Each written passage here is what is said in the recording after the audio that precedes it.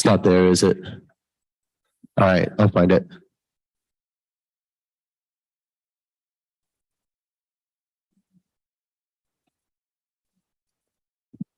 Can't hear you, Rick. Sorry.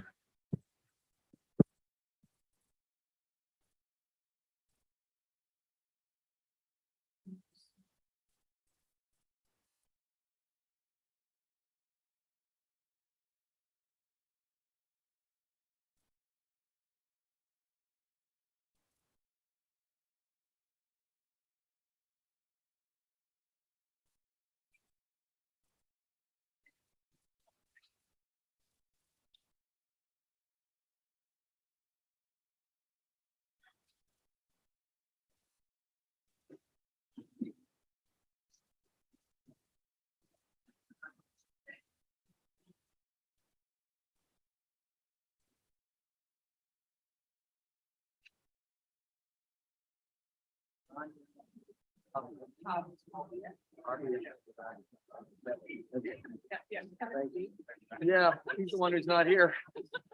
Good morning, Dan. It's Michael. Good morning, Eric. Hey, am I? Oh, Eric. If you're directly to the left of the podium. Yes, sir. The podium should. Okay. I didn't know Mike was hot. Sorry. All right. Y'all need anything? I'm here to help. Thank you, guys. You need anything? No.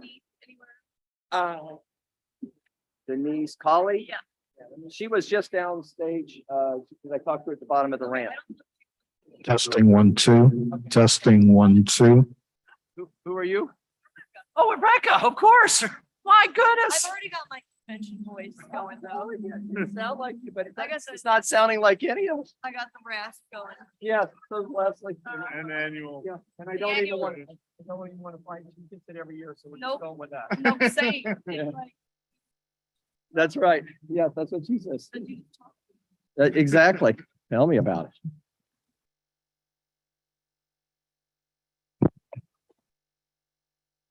Good morning, everyone. We'll be getting started in 7 minutes. As you file into the ballroom, remember we have 3 sections. The closest one to the entrance is A. The middle section is B, and the far section is C. Whoop. Oh, I don't like that. Okay. All right. And remember, the rows are numbered from the back as number 1 through the front, which is 13. So 1 through 13. I would encourage people, if they're looking for space, we had a lot of extra space in section C yesterday, the far section towards the wall. So please try to spread out. And remember that the mask required rows are rows 1 through 3 in section C in the back of the ballroom as you're looking at the stage back right. Thank you so much. We'll get started in about 5 or 6 minutes.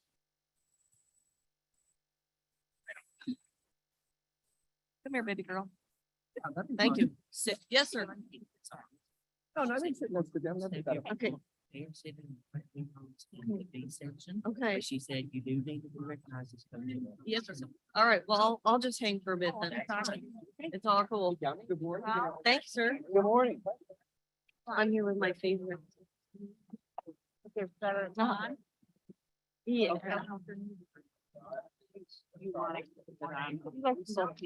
Uh-huh. Your dog is kind of right there. Hey. Breakfast for champions. Yeah. Thank you. Hopefully it's acceptable to eat up here. Okay. I had my one. Your one food thing, food item. I didn't even eat yesterday. Oh my gosh. That's not good. Take care of yourself. Yeah. Yeah. Oh. Oh, yeah. Not really. Oh, our voices are all about that. Oh.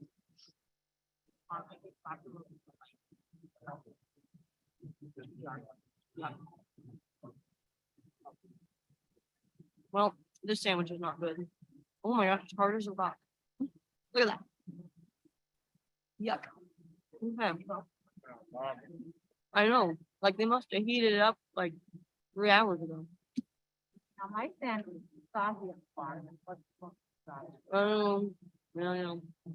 Yeah. There's that fine middle ground. Okay, I have to go wander.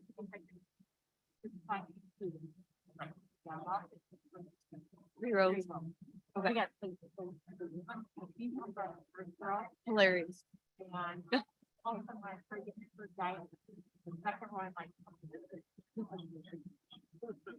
Just naturally how they. Hey there, Kelly. It's just. The heck do they do to this thing?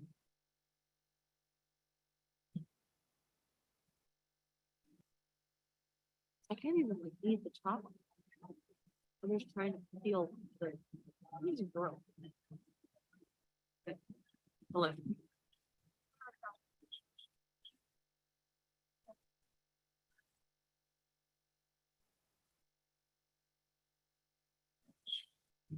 No, turn it off. Okay. Kelly.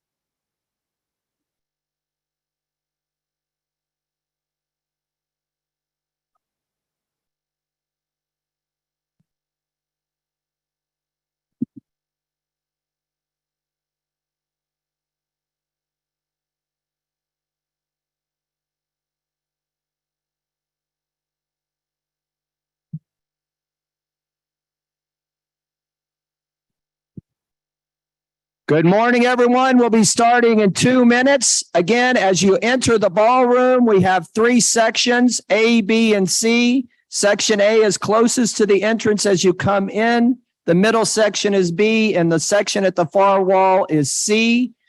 Our video screen, as you look at the stage, is on the right-hand side. We're trying to make sure we've got the lights up so folks can see a little bit better today. We heard that feedback yesterday.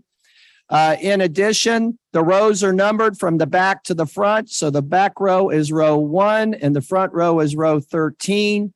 And the mask required section is in C, the far section, rows 1 through 3.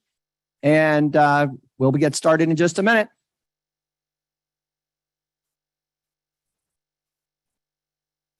Yeah. It was about 11 something. And then I got text starting at 5. Yes. From there. So I was texting from 5 to 6:30. And then jumped in the shower and tried to go through Jolene's run of show, throw a muffin in my mouth and get over. How about you? Yeah, it was a late one. Wound up at the bar with Jennison from Clinton, Peter K from Charter, Okay. and then at the end, Megan. Oh, wow. Okay. Megan had been out Yeah. for dinner. She came back. It was a little after. Oh my gosh. Like- So that 5 o'clock text kind of hit you. It was like, oh dear, I'm looking at this one. Well, and Kelly, I got hold of Kelly, got hold of Benny, got hold of Gabriel, because I had to get them to know they weren't Right. doing their shows, and then Kelly to send out an announcement, Janet. Yeah. All right. Hey, guys, we got microphones open. Beware. Yes. I have arrived. Oh, hey, Ralph. If you just want to, yeah, I just took back to you got a spot? Okay.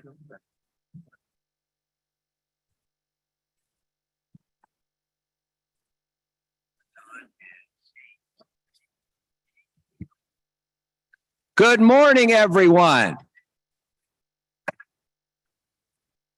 I officially call our ACB annual business meeting and general session back to order.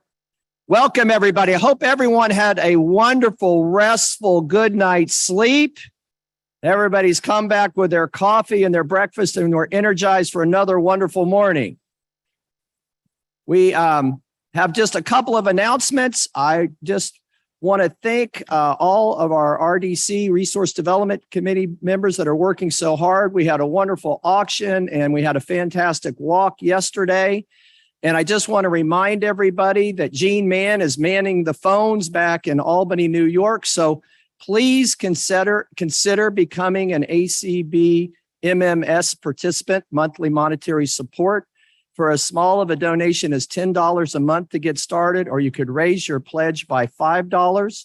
You can become a member of the monthly monetary support program. All that money goes to fund the wonderful work of ACB. The phone number is 888-999-3190. That's 888-999, excuse me, 3190. Or you can email Gene at askacbmms@gmail.com. That's askacbmms@gmail.com. She's standing by. We really would appreciate. Our goal is to get at least 50 new people to sign up for MMS during the convention this year. So let's go meet our goal. And we really would appreciate anything that you could do to help ACB. Second, before I move on, I've got to take a moment of personal privilege. You know, this last year has been very difficult. And for each of us, we cannot do it without the wonderful support of our spouses. Whether you're a staff member, you're a member that's very involved in this organization, a member of the board, it takes so much, not just from us, but the person that really has to give it all is your spouse. And I could not be here today without the love and support of my wife, Leslie Spoon.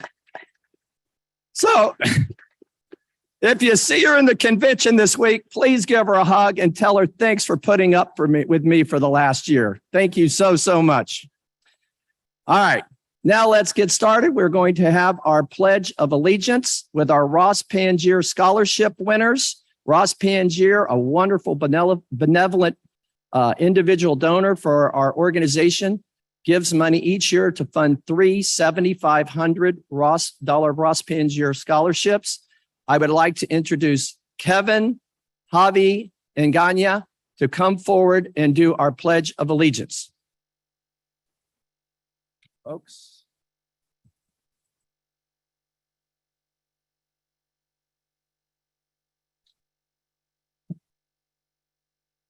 All right, got everybody? All right, the mic's right here. Let you put your hands on it here. Get a little closer there. Okay, you got it? All right, give it a go.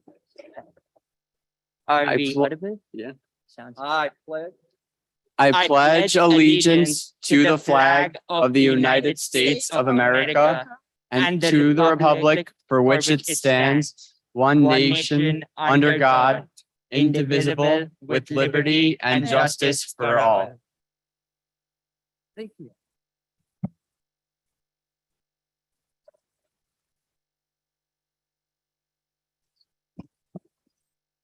Thank you all so much, and congratulations to our Ross Pangier winners. We'll hear from all of our scholarship winners with an opportunity for them to say hello a little bit later in the program this morning, not evening. But now we'd like to take a moment to recognize our wonderful convention sponsors. This will be narrated by Kelly Gass. So here are our 2022 ACB Conference and Convention sponsors. The American Council of the Blind would like to thank our 2022 conference and convention sponsors. Their continued support is sincerely appreciated. Diamond sponsors: Vanda Pharmaceuticals, JP Morgan Chase, Comcast, Microsoft, Meta, Vispero. Emerald sponsors: Amazon, MGM Resorts, Verizon, Walmart, Spectrum, Johnson & Johnson. Ruby sponsors, AT&T, Google, Waymo, Cruise, Adobe. NCTA, the Internet and Television Association.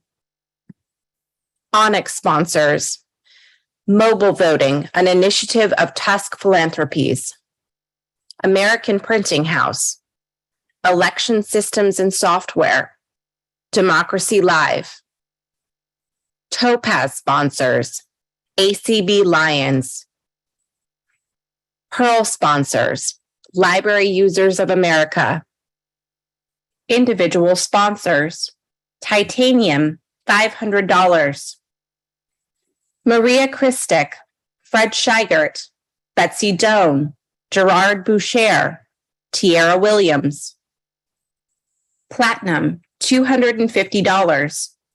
Edwin Rumsey, Helen Taliaferro, Charles Navarrete, Timothy Stone, Maria Stone, Sherry Richardson, Marilyn Pifo, Lori Scharf, Barbara Brown, Shane Aguilera, Christopher Bell. Gold, $100. Don Barrett, Dan Spoon, Karen Spry, Melvin Smith, Linda Hunt, Brian Dufelmeyer, Vita Zavoli, John Glass, Michael Garrett, Peggy Garrett, Ray Campbell, Karen Campbell, Glenn McCulley, Mary Haroyan, Ursula McCulley, Miles Tamashiro, Peter Heidi, Art Cabanilla, Richard Johnson, Grady Ebert, Susan Heidi, Tom Jones, Renee Zellickson, Howard Goldstein, Gail Crossan, Margie Donovan, Joel Snyder, Sarah Presley, Katie Frederick, Sarah Alkmean, Larry Gassman, John Gassman, Brian Hardkin, Lee Tucker, Jane Mann, Alexander Densmore, Rachel Densmore, Tom Frank, Andrew Arvidsson, Cheryl McNeil Fisher, Colette Arvidsson, Christine Hunsinger, Donna Brown, Lynn Golightly, Jesuita Tabor, Mary Ellen Cronin, Douglas Hunsinger, Kathy Lyons, Charles Cronin, Adam Rushabel, Virginia DeBlay, Alyssa Bush, David Goldstein, Viola Benson, Carla Rushabel, Cynthia Hirakawa, Kim Charlson, Brian Charlson, Howard Thomas, Janice Thomas, Dave Adams, Alice Massa, Pat Sheehan, Mitch Pomerantz, Donna Pomerantz, Mike Duke, Kathleen Duke, Susan Crawford, Dan Dillon, Beth Corley, Sean Barrett, Donald Horn, Chris Prentice, Nancy Sumner, Vicky Curley, Rhonda Nelson, George Holliday, Raymond Racer, Steve Dresser, Shirley Myers, Debbie Hill, Francie Rebeloso, Debbie Grubb, Nanette Legates, Victoria Kennedy, Gary Legates, Karen Gurgi, Donald Thompson, Norman Oda, John McCann, Debbie Robinson, Ken Rogers, Terry Atwater, Joseph Tingler, Barbara Lombardi, Rachel Schroeder, Terry Pacheco, Crystal Platt, Daniel Platt, Linda Yax. Silver, $50. Leslie Spoon, Kay Love, Sheila Young, Lucy Edmonds, Melody Holloway, Lindsay Levere, Destiny Knoller, Natalie Barrett, Regina Brink, Lynn Corral, Greg Wansnyder, Paul Edwards, Sharon Trukowski, Karen Burley, Fred Quick, Eugene Batke, Charlene Wills, Todd Friedis, Teresa Curry, Pierre Curry, Richard Rueda, Jacques Proctor, Deborah Versteeg, Tony Eames, Sheila Styron, Carl Richardson, Artis Bazin, Kevin Berkery, Eldon Conyers, Stephen Fort, Jean Marie Moore, Cheryl McNeil Fisher, Luther Grulich, Pamela Metz, Laura Lee Kastner, Ruth Boykin, Jay Dudna, Rochelle Hart, Jim Girac, Michael Alvarez, Naomi Soule, Carol White, Jesse Rail, Belle Mills, Catherine Schmidt-Whittaker, Graham Whittaker, Martin Kuhn, Paul Kelly, Michael Moran, Jeff Harris, Charlene Ornelas, Celeste Lopez, Annie Davis, David Smith, Jason Castonguay, Donald Worth, Rick Bogus, Jan Hawthorne, Olivia Chavez, Renee Arrington Johnson, Donna Seliger, Kimberly Carmichael, Ann Doyle, Mary Storrs, Mira Ross, Robert White, Cindy Hollis, Alan Peterson, Jane Perry, David Anderson, Doug Powell, Ron Brooks, Melissa Wobschnall, Linda Perel, David Plumley, Wendelin Hovendick, Eugene Lozano, Albert Anderson, Rita Dilek. Bronze, $25. Bonnie Robertson, Cindy LeBon, Stephen Robertson, Catherine Johnson, Cheryl Cummings, Marcia Farrow, Holly Turry, Cecily Nipper, Diane Scalzi, Francis Poindexter, Kenneth Reed, Andrea DeClotz, Donna Weidlich, Donald Coors, Linda Disney, Ralph Smitherman, Geraldine Coors, Frank Welty, Glenda Blanchard, Ann Brash, Nancy Unger, Danette Dixon, Christy Crespin, Edward Crespin, Jessica Barr, Marissa Musimic, Judy Wolfgang, Melody Banks, Marsha Moses, Linda Holliday, Eldon Kaiser, Pamela Fairchild, Jeanette Gerard, Elizabeth Passanante,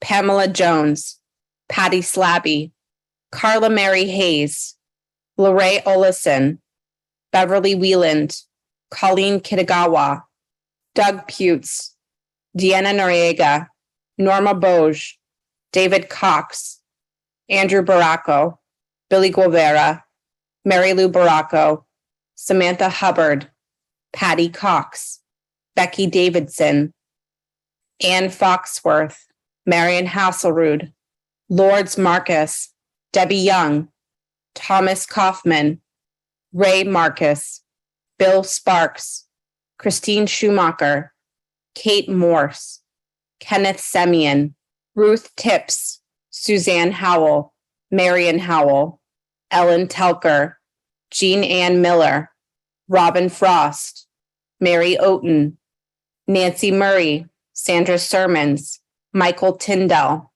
Terry Nettles, Jeffrey Bennett, Sandra Rukonich, Deborah Trevino, Joyce Feinberg, John Lipsey, Natalie Couch, Francis Gilman, Pam Holloway, Joan Leonard, Kathy Casey, David Wild, Mirna Voda, Albert Goltz, James Pulsoni, Anthony Akamine, Anthony Lewis, Judy Wilkinson, Andre Webb, Marilyn Murata, Vicky Voigt, Penny Verity, Elaine Weisbard, Penny Reeder, Joseph Wasserman, Doreen Cornwell, Daniel McIntyre, Vanessa Lowry, Marie Sawyer, Janice Squires, David Trott, Rhonda Trott, Anthony Pelosi Jr., Carol Farnsworth, Glenda Bourne, Don Brush, Marie Brenus, Chris Devon,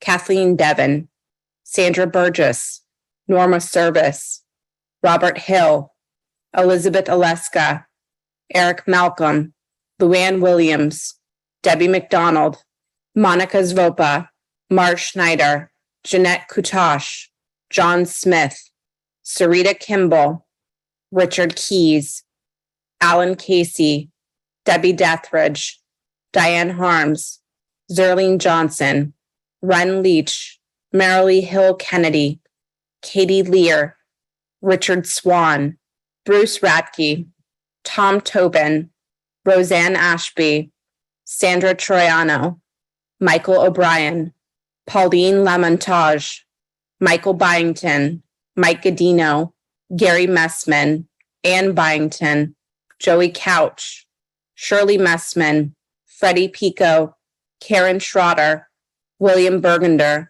Gabe Griffith, Melanie Brunson, Alice Richard, Andrea Connor, Joseph Sikora, Vicky Ireland, James Rutherford, Pamela Johnson, Christopher Peterson, Lindsay Tilden, David Plumley, Debbie Rozier, Kathy Blackburn, Connie Sims, Jesse Kramer, Rick Morin, Patricia Duvally, Mark Bulger, Nathan Ruggles, Nanetta Garner, Rosalind Nadler, April Martin, Sultana Howery, Kathy Wilson, Jonna Simmons, Steve Hussein, David Tanner. Wow. I want to give a huge round of applause to all of our convention sponsors. That is just absolutely amazing to hear that list of all of our corporate sponsors and members who are giving once again to this organization. Let me hear a big hip, hip, hip, hip, hip, hip. Just to make you feel a little bit better, we will not do the individual sponsors for the rest of the convention, just the corporate sponsors. But thank you so much. Next, we are going to hear from our Credentials Committee Chair, Ralph Smitherman from Branson, Mississippi. Ralph. All right. If you can hear me, where are we? Okay, we're good. Good morning, ACB. I bring you good news. All the credentials information was turned into ACB on time. Thank you to all affiliates.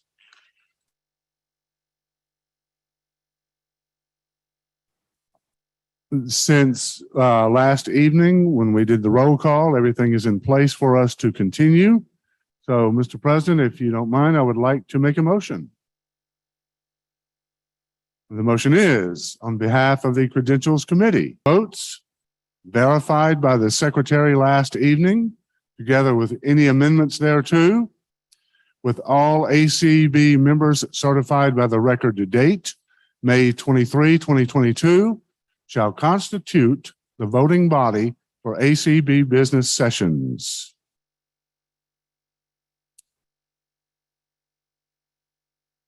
Yes, sir.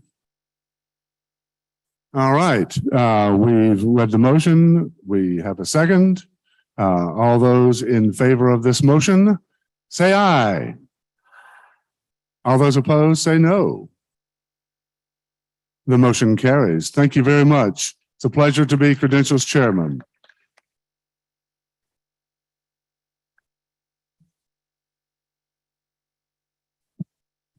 Thank you, Ralph. Ralph always does an outstanding job of manning the Credentials Committee. We thank him so much. Thank you, Ralph. Next, we are going to hear from Brian Charlson, Chair of the Nominating Committee, with our official slate of officers for our candidate elections. Brian. Hello, everyone. Thank you, Dan.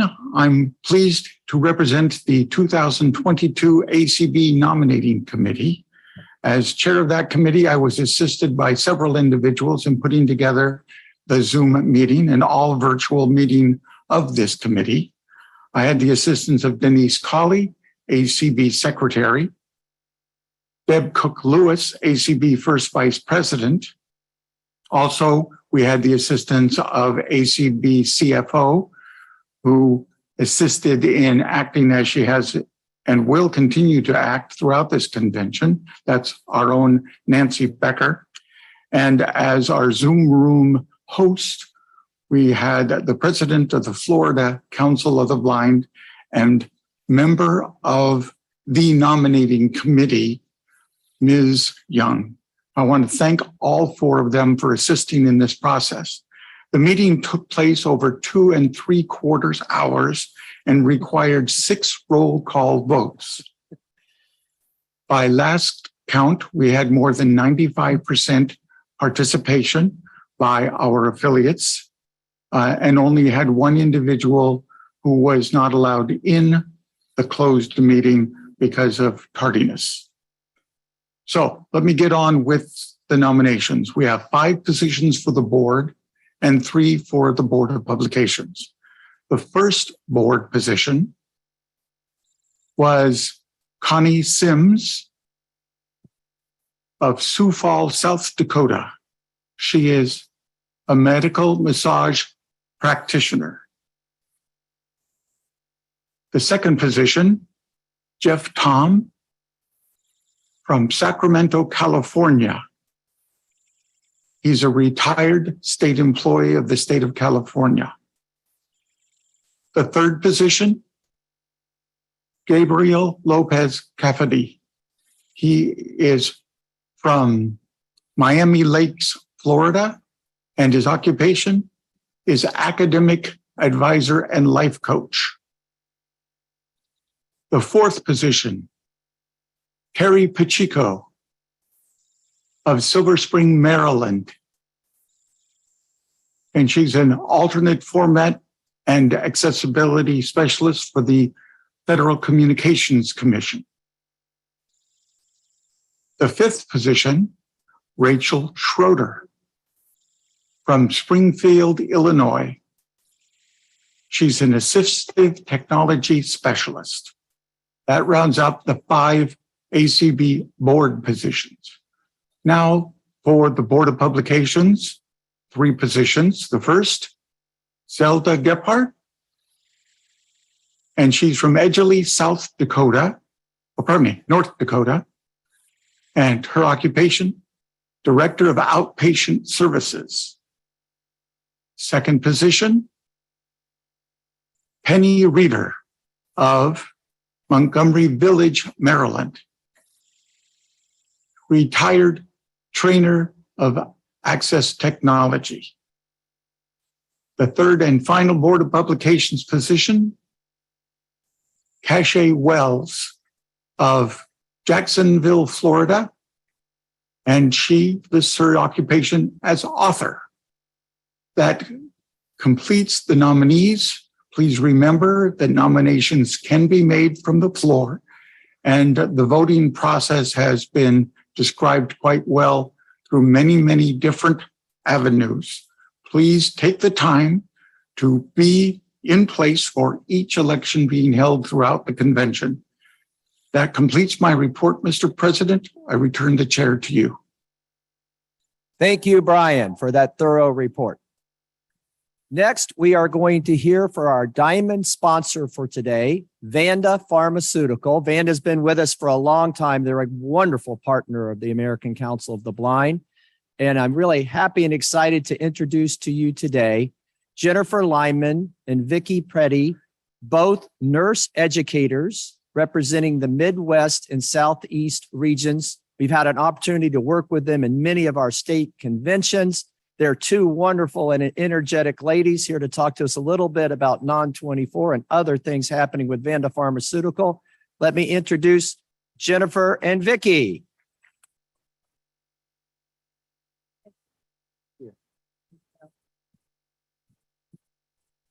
Hello, ACB. Thank you so much for inviting us to participate in your wonderful national convention. We are so happy to be here live and in person to celebrate and support the valuable work that you do for people with vision loss. My name is Vicki. And I'm Jennifer. We are registered nurse educators for Vanda Pharmaceuticals. And Vanda is a company that provides education and support for people with a condition called non-24-hour sleep-wake disorder, or non-24 for short. Non-24 is spelled N as in Nancy, ON-24. And in the past, many of you have probably heard a presentation on non-24, but research tells us that 7 out of 10 people living with total blindness have non-24. An important point about that, though, is people with low vision can also have non-24. Our role as nurse educators is to provide education and raise awareness of non-24 and the no-cost services offered by Vanda for this condition. A person with non-24 may experience sleep disturbances with symptoms that include difficulty falling asleep at night or at a desired bedtime, or difficulty staying asleep at night, or difficulty staying awake during the day, excessive sleepiness during the day that may cause a person to take naps. People with non-24 may feel that they have a sleep schedule or a sleep pattern that's different from most people that they know. People can have one of those symptoms or all of them, and they can range in severity from mild to severe. The symptoms tend to occur close to the time that someone loses their eyesight, but not always, and symptoms may develop as vision loss progresses. Sleep struggles can lead to irritability and difficulty concentrating. And as you might imagine, someone with sleep struggles might not be able to participate in activities such as going to school or work, learning new skills, or attending chapter meetings, or even spending time with family and friends. As nurse educators, we can help you advocate for yourself. So please visit our exhibit booth. We're at tables 9 and 10. If you want to learn more about non-24, or if you just want to have a discussion with us about your sleep struggles or your sleep patterns, we're happy to do that and then connect you with additional resources if you want. When you visit us at our booth, you can also learn how to schedule a local in-person or virtual education program for a group that you belong to. We present at various groups or to various groups and various organizations such as the ACB and its chapters. We meet with rehab facilities, centers for independent living, schools for the blind, manufacturers, support groups, and so many others. So Jennifer, I have a question for you. We've been here for a couple of days. So far, what's the number one question people are asking you about Vanda? Funny you should ask, Vicki. The number one question is, hey, Vanda, did you bring ice cream? Yeah. All right. I'll be over today. Well, I was going to ask the audience if they know the answer to that, but it sounds like they do.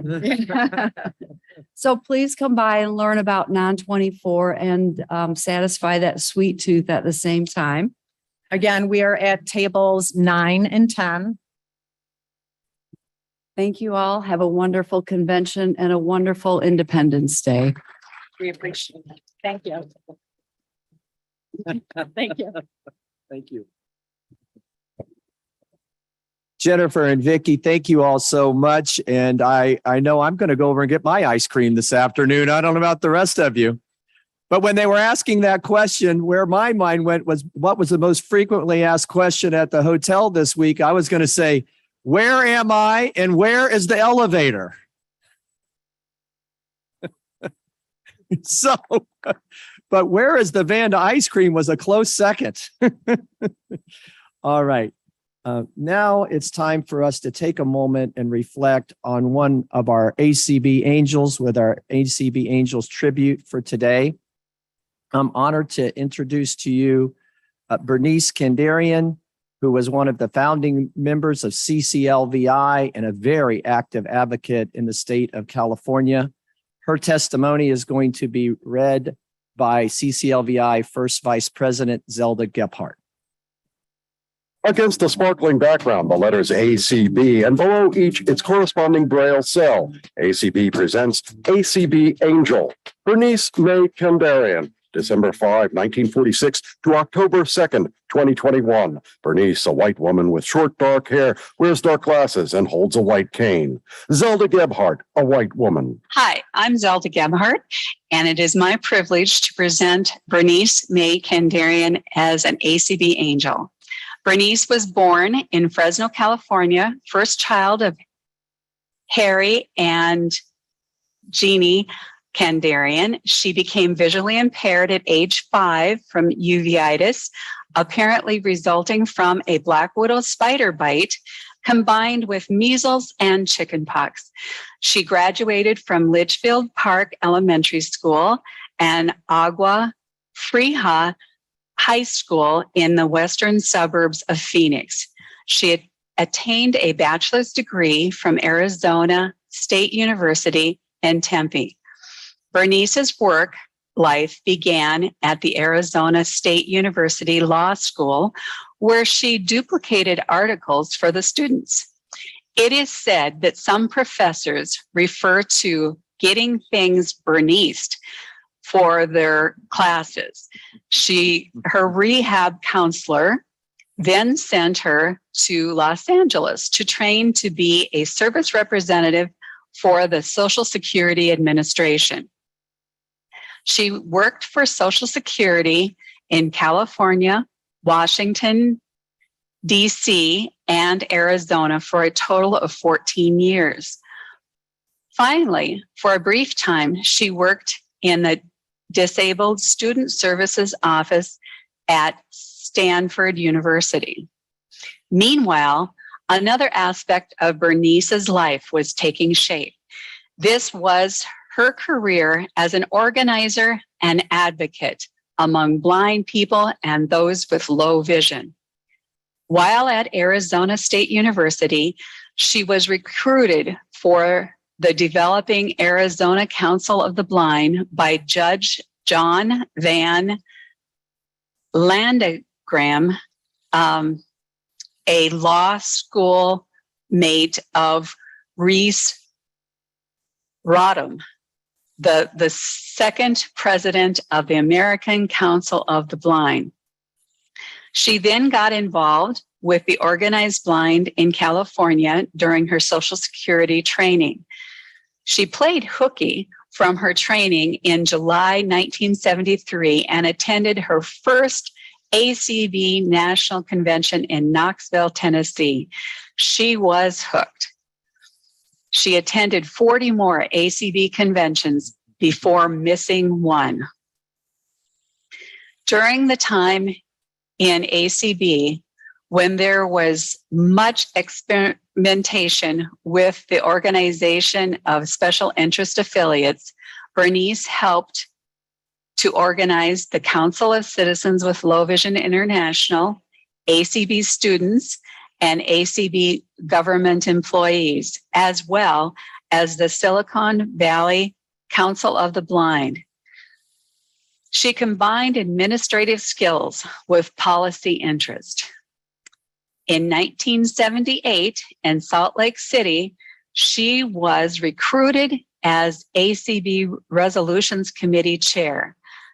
As health issues gradually began to interfere with her full-time employment, she began to spend much of her time on organizational matters. Besides ACB affiliates, she worked with local agencies such as the Vista Center and the San Francisco Lighthouse. She answered information lines for the Council of Citizens with Low Vision and became a general information source for many. And practically from her deathbed, she identified some promising new board members for CCLVI. Recognition for these feats came in the form of a National Community Service Award from ACB and a place in the California Council of the Blind Hall of Fame. Shortly after her passing in 2021, CCLVI established an award in her honor. She will be posthumously awarded the first annual Bernice Candarian Service Award in recognition of her many years of dedicated service to the Council of Citizens with Low Vision International. A logo, ACB in print and Braille, American Council of the Blind, together for a bright future.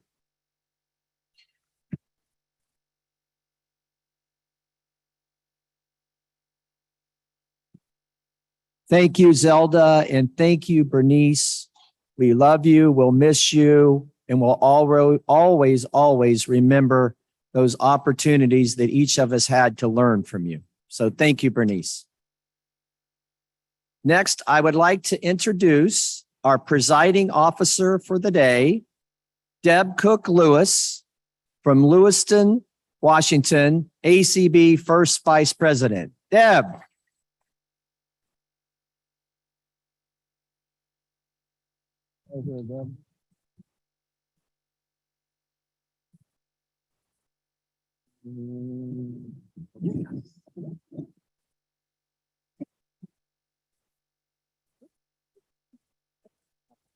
Okay, you doing it? I don't see the mic. Oh, there we go. I just need to figure this out. Ooh, I echo. I don't like that. So, you know, my stock and trade is to be a radio broadcaster, and I was thinking we could take requests, but maybe that's not what we're supposed to do here. I did get a request, though, from our presiding officer, President Dan, that we change the schedule.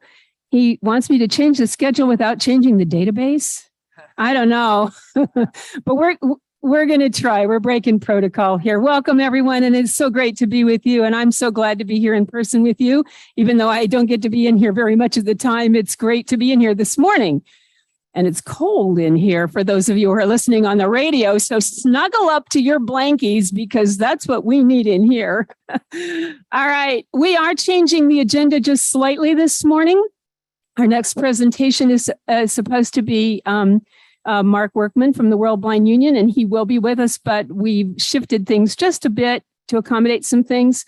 And so lining up behind me now are our scholarship winners, which is so exciting. You'll be hearing individual presentations by them throughout the week. But this morning, we're just going to give you a quick introduction to all of our scholarship winners. So let's do that now.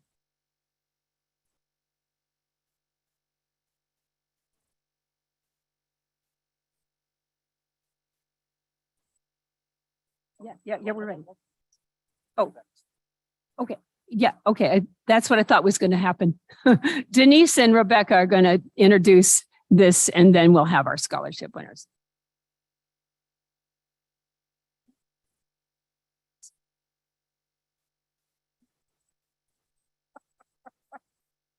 I'm sorry.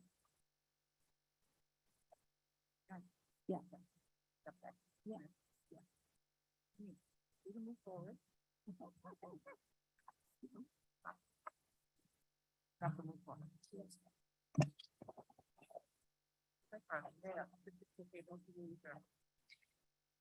Good. Oh, is this on? Oh, okay. Good morning, everyone. Before we introduce our scholarship winners and the very brief introductions that they're going to make this morning, I would like to I want to introduce to you, I am the co-chair of the ACB Scholarship Committee, Denise Colley, and my co-chair, Ms. Rebecca Bridges, who keeps me in line, and that's a really good thing to be doing. We had a wonderful group of students this year apply for our scholarships. I think we ended up giving scholarships to more international students this year than we have in a while. They are going to, we have five, because one of them couldn't be here, 6 students who we invited back from 2020 and 2021. You won't be hearing videos from them because those were played in those particular years, but we invited them back to be able to participate and have the convention experience. We're just going to, at this point, have our winners tell you who they are, introduce who they are, where they're from, and where they're going to school.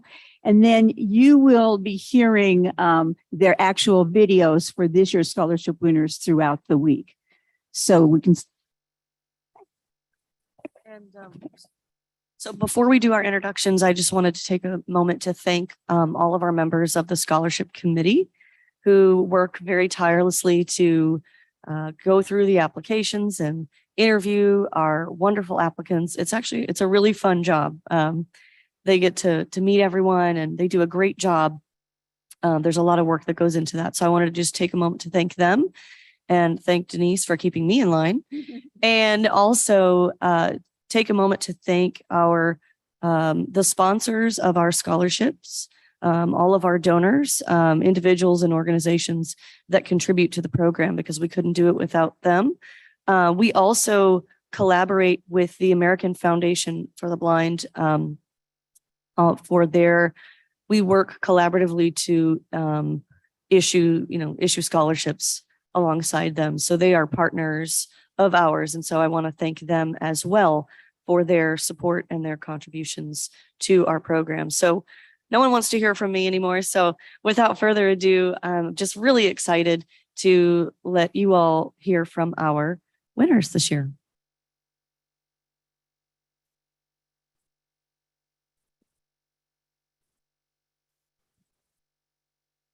Good morning, everyone. My name is Ghania Oussessi. I am from San Antonio, Texas. I am scholarship winner this year, 2022.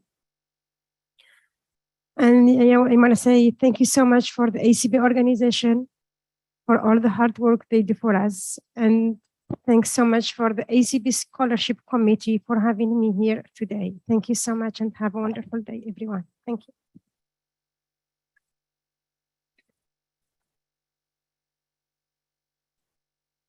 Hello, my name is Faith Norby, and I am from Killdeer, North Dakota. This year, I will be attending the University of Mary in North Dakota, and I will be majoring in English education and minoring in special ed.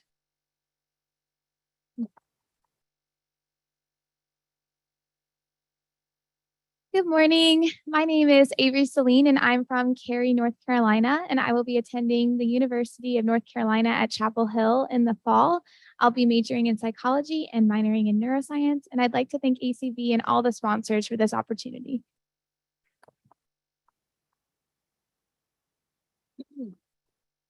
Hi, everyone. My name is Carmen Guzman, but many refer to me as Izzy. I come from Celebration, Florida, and I'm entering my third year at the University of Miami, majoring in music education with a minor in education.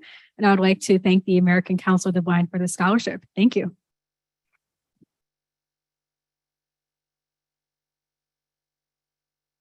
Hi, my name is Malia Thibodeau. I'm from Alabama. I'm a rising freshman.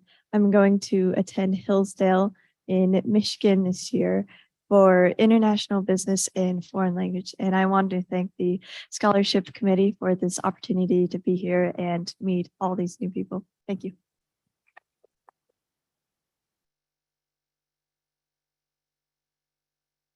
Hello, everyone. My name is Hussein. I'm from Austin, Texas. I just finished my master and I got accepted to the PhD. I attend the University of Texas. And I would like to thank the committee of the scholarship and thank you so much for a beautiful opportunity.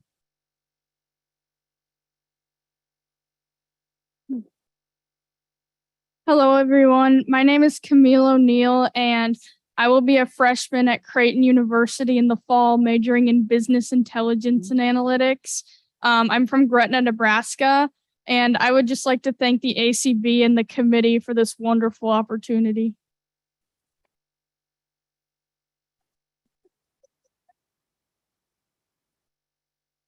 Hi, everyone. My name is Joya Murray. Hi, everyone. My name is Joya Murray. I'm from Pittsburgh, Pennsylvania, and I will be attending Slippery Rock University this upcoming fall for exercise science, preoccupational therapy. And I would like to give a huge thank you to ACB for this amazing opportunity and the committee as well.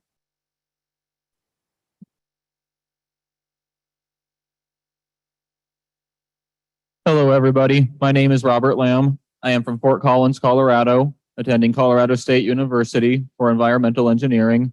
And once again, I would like to thank you, the committee and ACB, for this opportunity.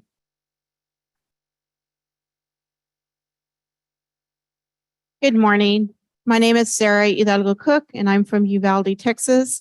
I just graduated in May with my Master's of Science in Community Development from Kansas State University. And I would like to thank ACB for the opportunity of being able to reach my goal. Thank you so much.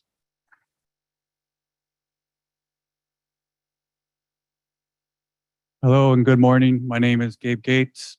I live in the Denver area. I'm currently attending University of Colorado, Denver, doctorate in education equity, executive studies. Thank you to the ACB for this wonderful opportunity. Thank you to my wife, and thank you to my God. God is good.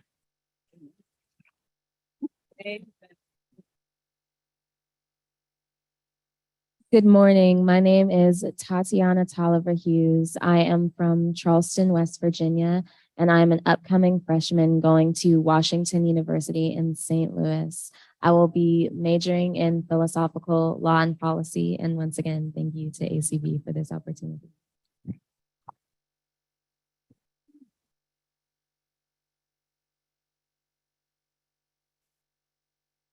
Good morning. My name is Brielle Kerr. I'm from Middletown, Connecticut.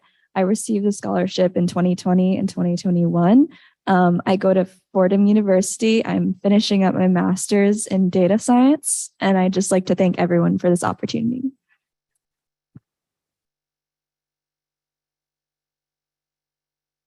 Good morning. I would introduce myself, but I figured I'm already wearing my name tag. You can read it, right? I also probably don't need to introduce myself because I have had the honor and privilege to get several ACB scholarships, and I've been here a couple of times. And I just want to thank this amazing organization for supporting me in my educational pursuits in computer science. Name is Matthew Turner. Thank you. Good morning, everyone. My name is Kevin Cohen. I'm going into my junior year at Binghamton University, which is part of the State University of New York. I'm studying accounting and economics, and I won a scholarship this year, and I want to thank you all for being so kind over the past couple of days. It's really been a pleasure to meet so many of you. And thank you to the scholarship committee and ACB.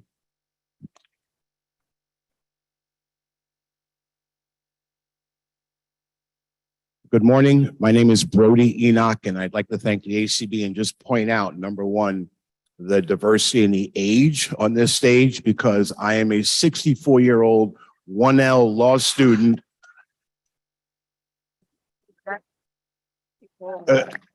1L law student at the City University of New York School of Law.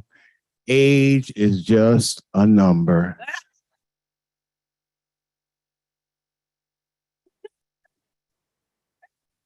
Good morning. My name is Maureen Hayden, and I am a PhD candidate going into her 6th year of her PhD program in marine biology. So that's right, you heard me, Maureen, the marine biologist at Texas A&M University. Follow me on Facebook, Twitter, and Instagram. I would like to give the opportunity to not only thank ACB, the scholarship committee, but also we couldn't have done it without our friends, family, and support group. It takes a village to break down barriers and achieve our goals. Thank you so much.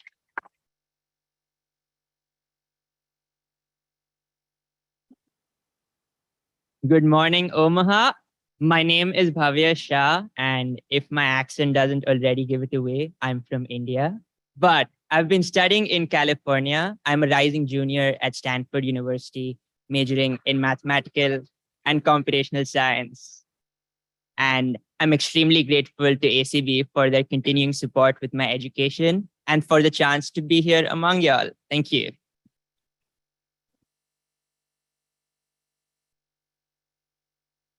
Hello, Omaha. My name is Tom Gerasi. I'm a rising sophomore at Merrimack College. I live in Newton, Massachusetts, and I'm majoring in communications with a concentration in public relations and minors in marketing and religion. I received the scholarship, the Qual Scholarship in 2021, and now a Bay State Council for the Blind scholarship recipient this year. I just want to thank ACB, but also my support network back at home for supporting me in my educational goals, and I can't wait to see what sophomore year brings.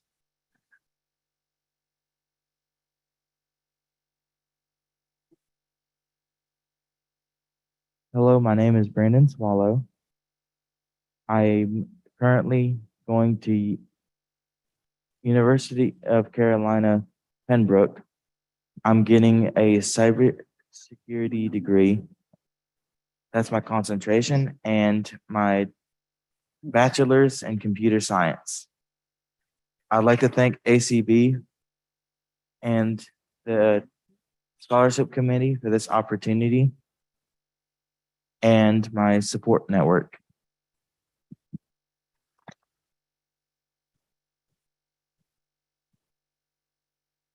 Good morning, ladies and gentlemen. My name is Krishna Boda. Good morning, ladies and gentlemen. My name is Krishna Bodala. I'm a MBA grad at New York Tech. I live in New Jersey. I'd like to thank ACB for giving a wonderful opportunity. And I would like to pledge $50 of my scholarship award to ACB. And last but not the least, I'd like to thank my family. I hope they are watching on Zoom because they believed me when no one believed in me. Thank you.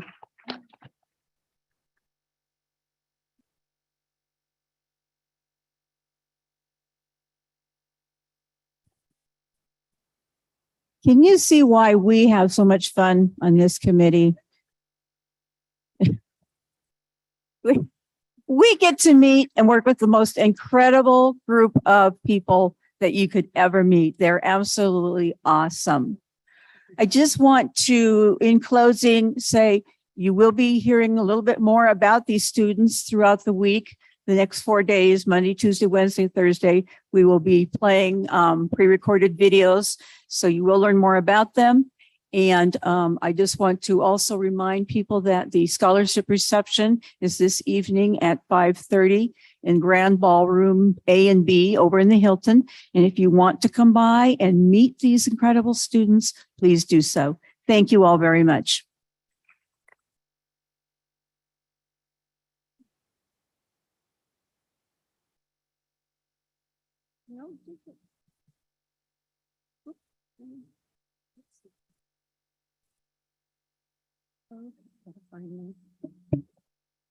Got to get lined back up in the system here. Okay, I don't know if we're back on schedule or not. Do we have Mark Workman?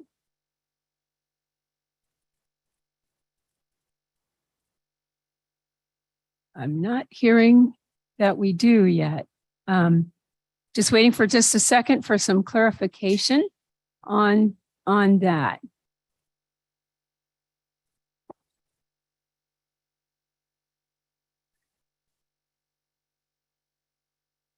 Do we have Mark Workman? Rick?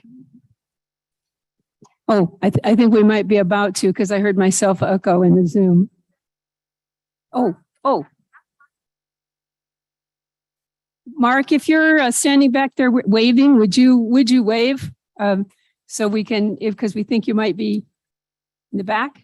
And I hear myself echoing pretty bad. Do we have him? Oh, he's on video. Okay, we do have him. All right. So I'm going to assume that's a yes, that we have him on video. And so I want us to begin to introduce our international guest, from Mark Workman, who is the president of the World Blind Union and is from Canada. I live in Washington State. We don't really think of that as international, but that's all right. I guess the rest of you do. Mark was appointed to the role of WBU CEO in January of 2022. So this is a pretty new role for him. But he has extensive knowledge of the disability nonprofit sector, having held management positions in the areas of advocacy, public affairs, and program delivery with the Canadian National Institute for the Blind. Additionally, Mark is an experienced public servant who served for over 5 years in various roles with the government of Alberta, including as executive advisor to an assistant deputy minister in Service Alberta. Mark has a master's degree in political science from the University of Alberta with a bachelor's degree of honors from the same university. And as an accomplished public speaker, Mark regularly gives talks on diversity and inclusion to large audiences and guest lectures on bioethics and disability policy at local universities. Mark has actively volunteered in the Canadian disability movement for 15 years.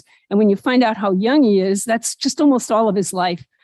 Holding a variety of roles with organizations such as the Alliance of Equality for Blind Canadians, the Council of Canadians with Disabilities, Barrier Free Canada, and a Voice of Albertans with Disabilities.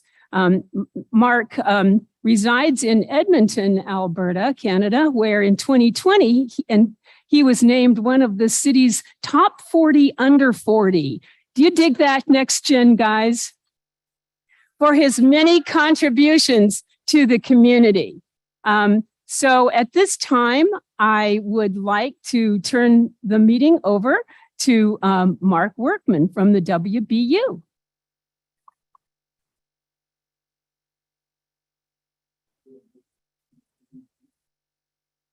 Yes.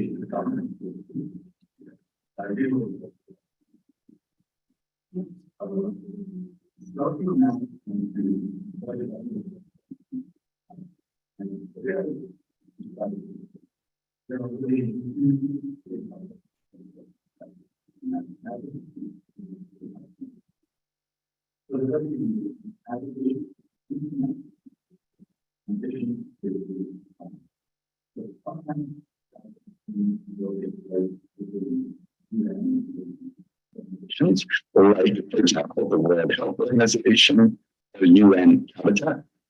And in other instances, the advocacy is done at international conferences or events like the World Urban Forum, the International Transport Forum, or the World Congress on United Cities and Local Government. So these are just examples of big kind of global gatherings.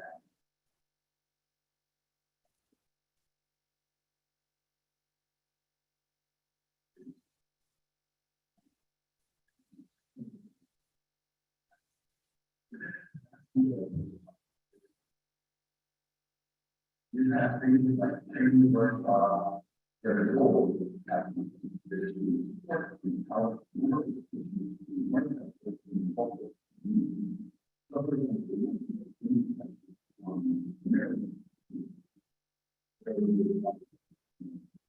is kind of visual and how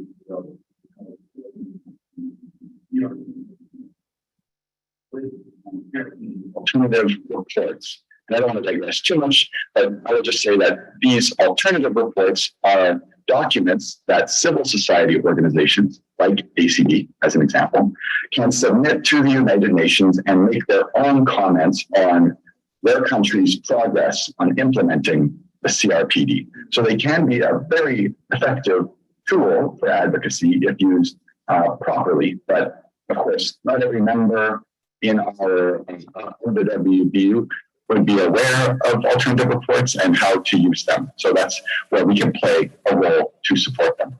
I can't give an exhaustive account of the different areas of work, and I suspect the laundry list wouldn't be all that interesting anyway, but there's one area I want to dive into a little bit further. And that's an area that WBU has been heavily involved in for at least the last couple of years.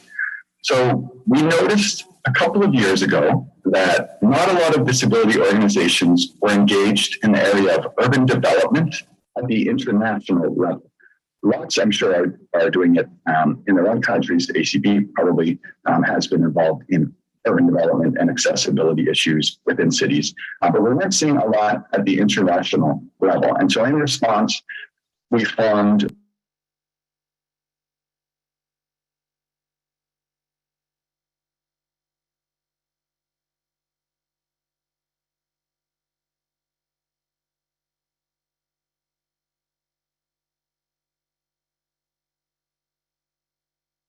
a couple of recent examples to illustrate this.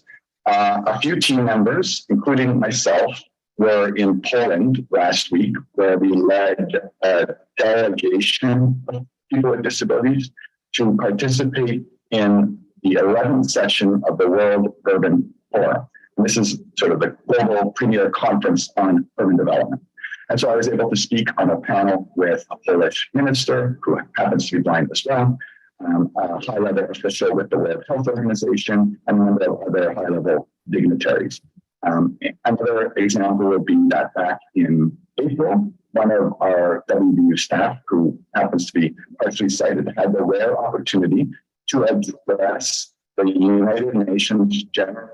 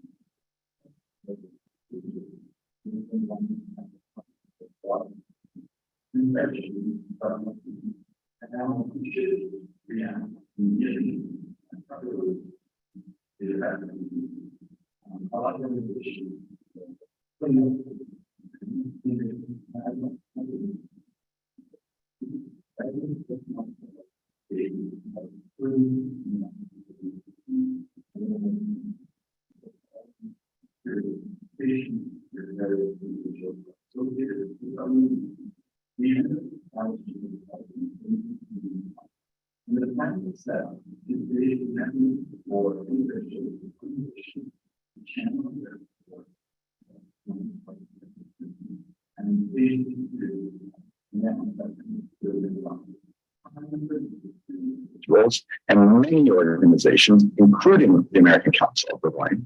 The fund has generated well over $100,000 US. And I've been working closely with our regional member in Europe. So that's the European Union of the Blind. I know some of the European have already started flowing into the region to assist blind and partially sighted Ukrainians. And at the WBU, we've identified a bunch of organizations, maybe a handful of organizations that are in and around Ukraine and that are providing support.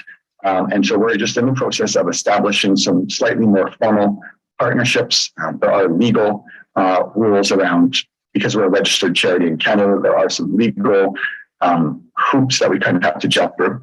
but we're close to having those partnerships established so that the funds that were so generously donated can be used actively and, of course, responsibly as they were intended. And so this will be another area of work that I think will occupy a lot of my time and will be a key priority for me over the next 6 months or so. So I don't have a lot of time left.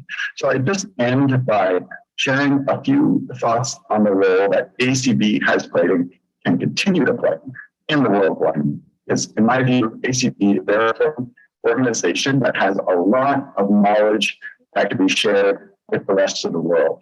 And so as we start in the coming months to develop opportunities where members can exchange with one another, so for those two improvements that I was mentioning, I sincerely hope that ACB, and I'm confident they will be there to participate in conversations and share their knowledge and successes with others who can then benefit from that knowledge sharing.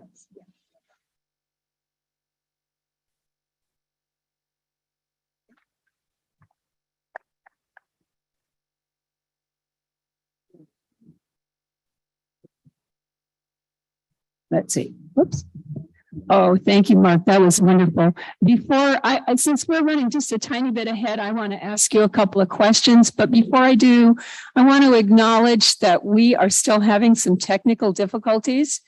We have a lot of listeners on ACB Media and Zoom. They have all texted me in the past half hour.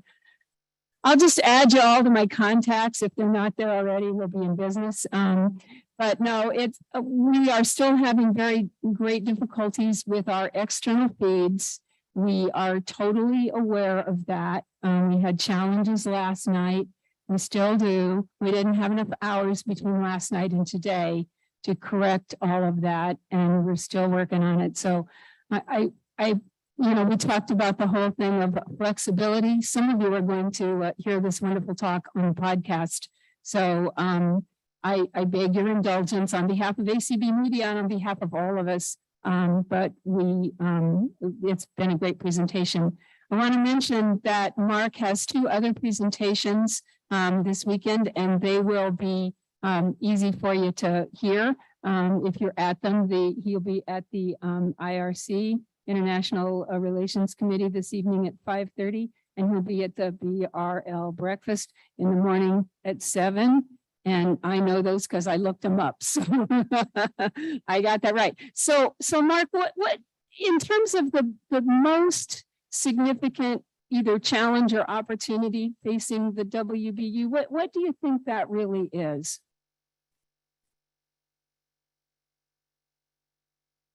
You still there? No, I'm looking for Mark. Did we lose Mark? Okay, we may have lost Mark. Oh, that's too bad. All right. Well, flexibility is just what we're here for, isn't it? Yay! But it was a great, absolutely fabulous presentation. And as I said, if you have the opportunity, try to catch one of those additional presentations. He is still here. Can you hear us still, Mark? I can. Can you hear me? Yeah. So did you catch my question? I did. Yeah. All right. Yeah. You want to go ahead and I didn't want to cut you. Yeah.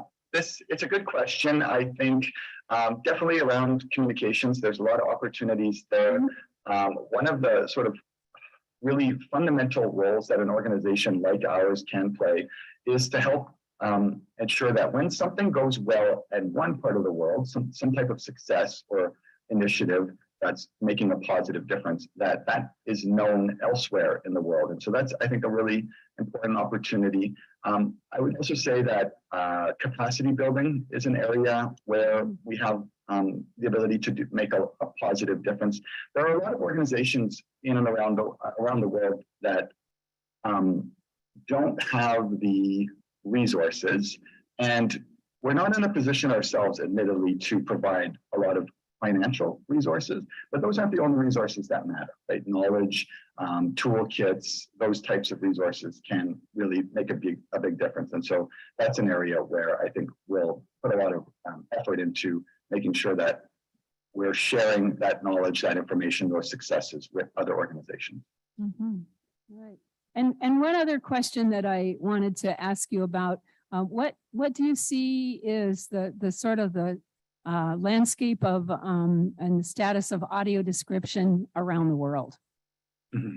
Yeah, it's stronger in certain locations for sure, and you're going to hear a little bit about this later on in the convention. We see a lot of strength when it comes to audio description for the more developed countries, a little less so for developing countries. And so this is another area where we can support organizations to advocate because it makes such a big difference for people to have access to those types of cultural products within their local community, not to mention education as well, being an important area for audio description. And so this is another area where, again, ACB can play a kind of a leading role, not just in America, but actually globally by spreading information and supporting organizations to do advocacy work within their local country. Oh, thank you so much. All right. Well, we really appreciate your participation with us this morning. We look forward to the other sessions that you'll be with us this weekend. And thank you so much. All right. Yay. I just really appreciate your energy and enthusiasm. And that's just wonderful. Excellent. All right, we are back onto our original schedule, and that means that we're actually to a break. Now, I am going to be really nice. I'm going to give ACB something. It's a gift, and especially in this building, it's kind of a gift. But we've got some special stuff happening during the break. We need to continue to get up and get moving, and some of us are not as cold if we move around, so that's good. And so we have our move champions, Leslie Spoon and Connie Sims, who are going to help us with that. We are going to take a break. I would like you to reconvene at 10:20. It is just almost 10 now. I'm going to give you an extra 5 minutes, but we have a lot to do today, so we need to be running ahead of schedule. So, because we got some elections to start happening. So let's break. But in the meantime, Connie and Leslie are going to lead us in some activities, and you can break as you need. Be back here and ready to start at 10:20. Thank you. All right. Deb, we're good? You're good. All right. Good morning, ACB. So Connie and I are coming to you guys from the Get Up and Get Moving campaign. And we couldn't get this started without our good friend Terry Suarez saying whoop. So hopefully she's out there listening on ACB Media. So we're going to do a few stretches. Don't start moaning, okay? You can stay seated, but if you're able and willing to stand, that would be awesome. You guys are going to stand with your feet shoulder width apart. Your booties are going to be in if you're standing. Don't stick your booties out, okay? Inhale, arms up over your head. Exhale, breathe it out nice and slow. Inhale, arms up over your head. Don't go quick. Exhale, slow. This is nice and slow, guys. Inhale, arms up. I live in Florida and it rains all the time. Oh, Nancy says you guys are cheating.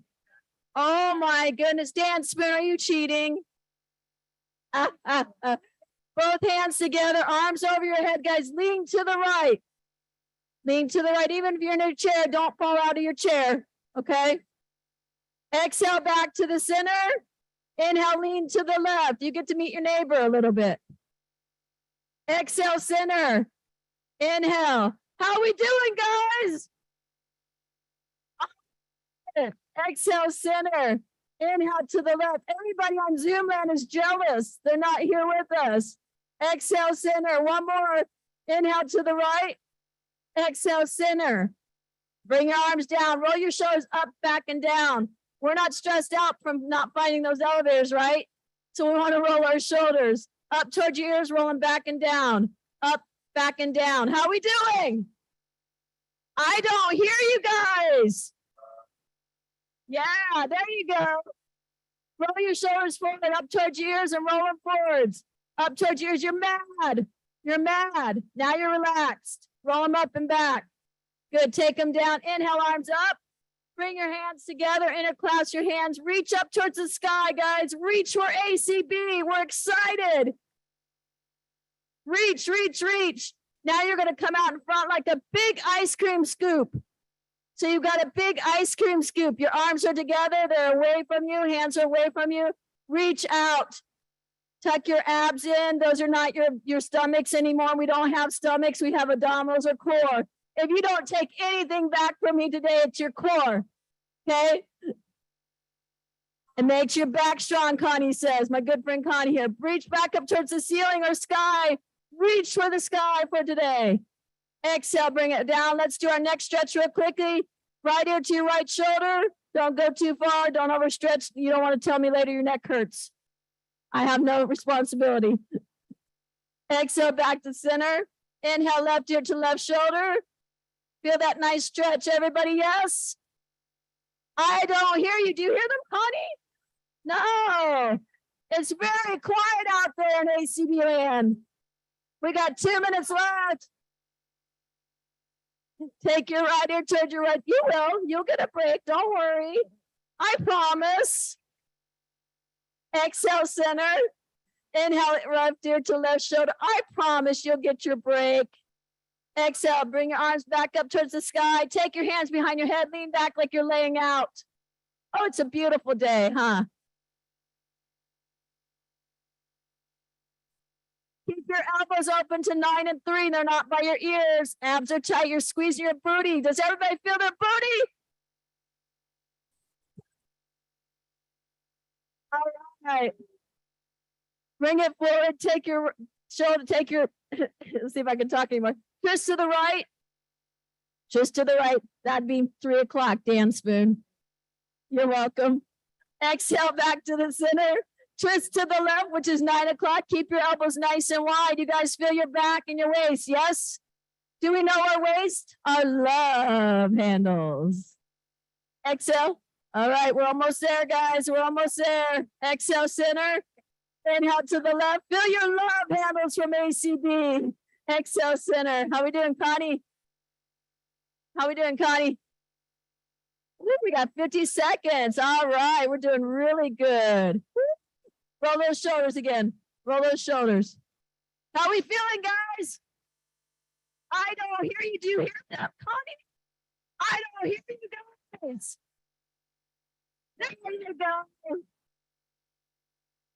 Yes, let's start marching a little bit, guys. Just march. Warm up your feet. March, march, march. Not a very big march, just a nice soft march. Take your right heel out in front of you. Take your left heel out in front of you. I call these my country heel down, hoe downs. So you can bring your right heel out in front. You should feel the back of your leg. Yes, everybody? Check those calves. Check your hamstrings. Don't overdo it, Dan Spoon. All right, guys. Thank you for hanging out with us. We'll be back Thursday.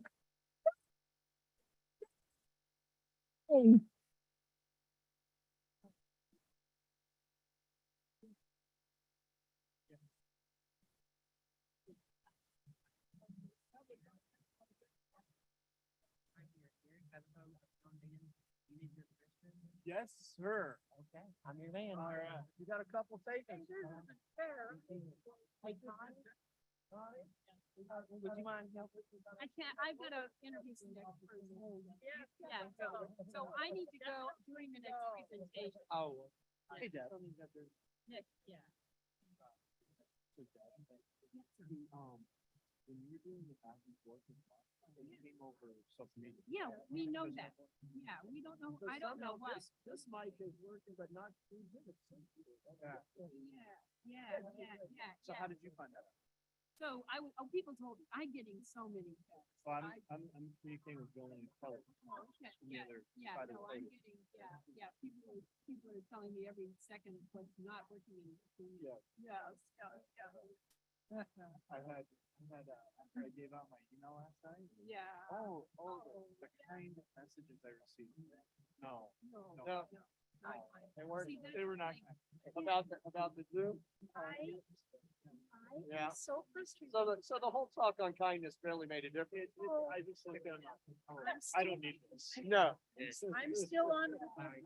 All right. Had a board member just Yeah. I'm sorry. No. I thank you. Yeah, you're doing great. Okay. No, it's really fun. It is. I am stressed. I'll be right back. Yeah. Thank you. No, I better wait because the break, I mean, with the lines and everything, I'm on to introduce the next, person. So, but yeah, when we get that person going, we can run real quick with you. Yeah, thank you so much. Well, I'm just trying to keep it all together. I'm having a hard time. Yeah, no, I know. Thank you so much. I really appreciate it. Thank you. You're doing good. Sit for me.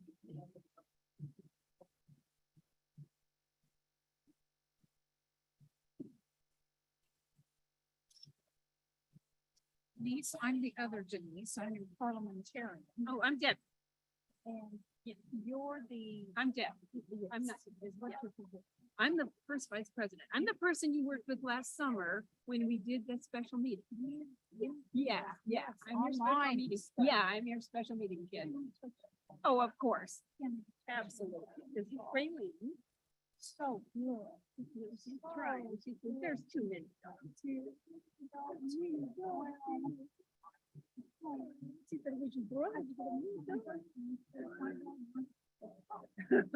Yeah. My dog, she's a pretty dog. Oh, yes. It's not. Well, these babies are really good when you got their little suit on and she's ready. She plays just, yeah, in fact, she's very mischievous. She's our family shredder. We plan that when she's done working as a guide dog, we're gonna try to get her a job with the CIA because she finds paper and boxes and it's just gone in 20 seconds. She doesn't eat any of it. I'm sorry.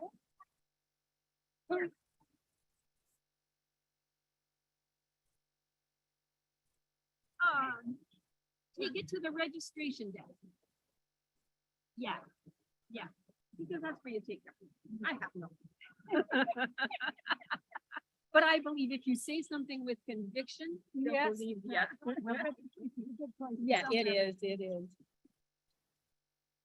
Hello. Hi. Hello.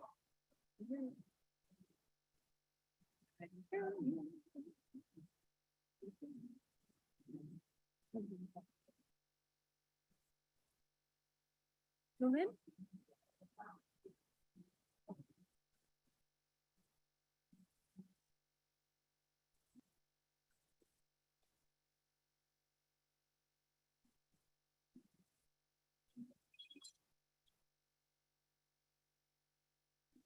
Hello. Jolene, I just don't hear you.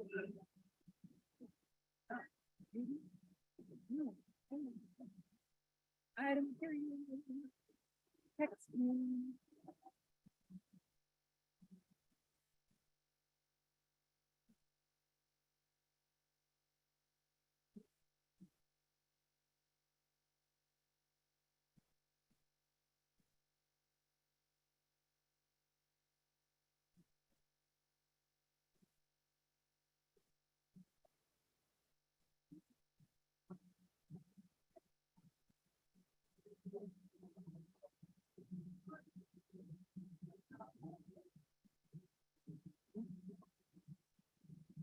No. Hello.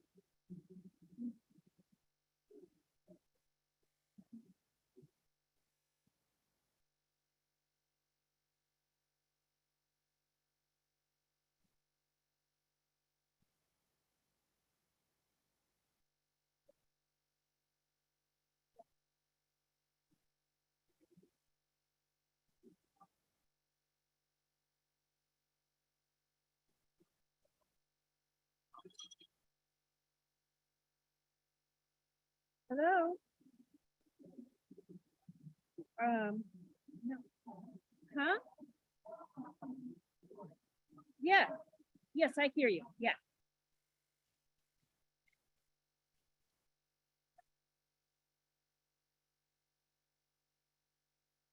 Okay. Okay. I saw one of Pacheco's people that we thought were virtual here this morning, and I can't remember. It's the one I don't know, Watkins, I believe it is. So she may actually be in the building because I saw her. No, it doesn't happen today. So yeah, so I'll follow up on this, but I did see her. So I'm like, what are you doing in here? Yeah. Okay, sure, absolutely. Nancy Becker, if you would kindly see me before we start up again, thank you.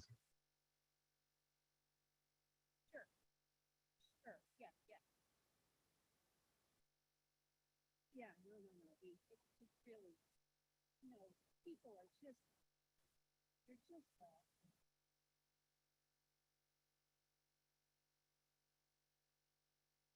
Yeah, it's pretty like we need you to start it.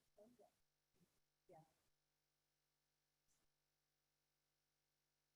So I just thought something needed to be said last night and people didn't quite have the information to do it. I mean, and I knew that, but I absolutely knew what was going on. And I jumped on, so I heard it myself for a second. I'm like, oh, yeah, it's me. So, so I just said, I told them, I said, I'm going to say something because we need to.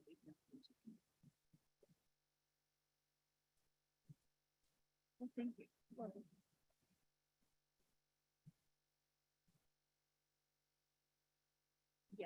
yeah, exactly. Well, thank you so much already. Keep posted. Thanks. Bye-bye.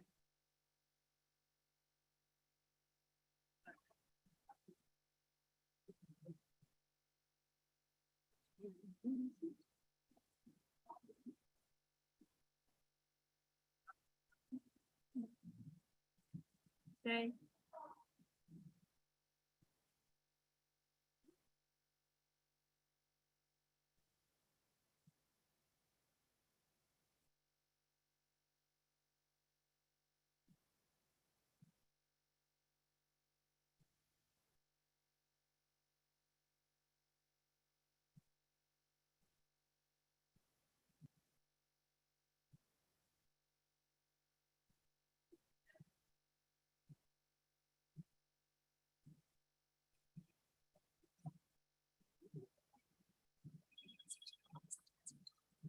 Hello. Hey.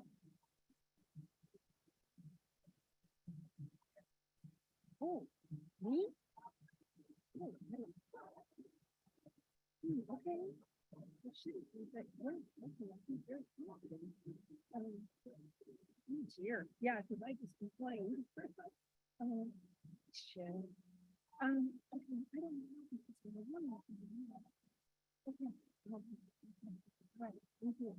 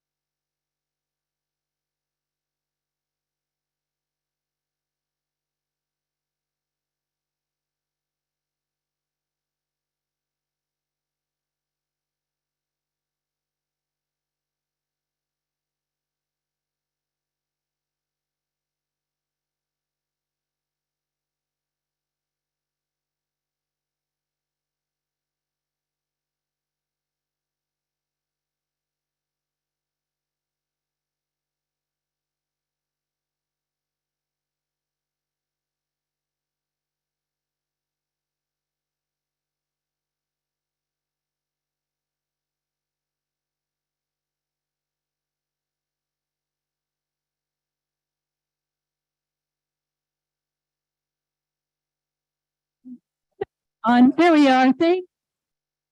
All right. Now, this is my favorite part of the morning. I'm giving you my 2-minute warning. So we will begin in, oh, there goes the Zoom. All right. We will begin in like about 2 minutes. We're just getting reassembled up here. And we're still running slightly ahead of schedule, which is absolutely excellent. And thank you for all coming back.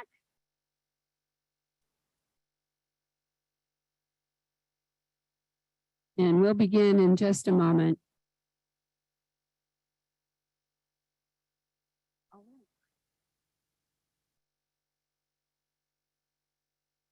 Oh.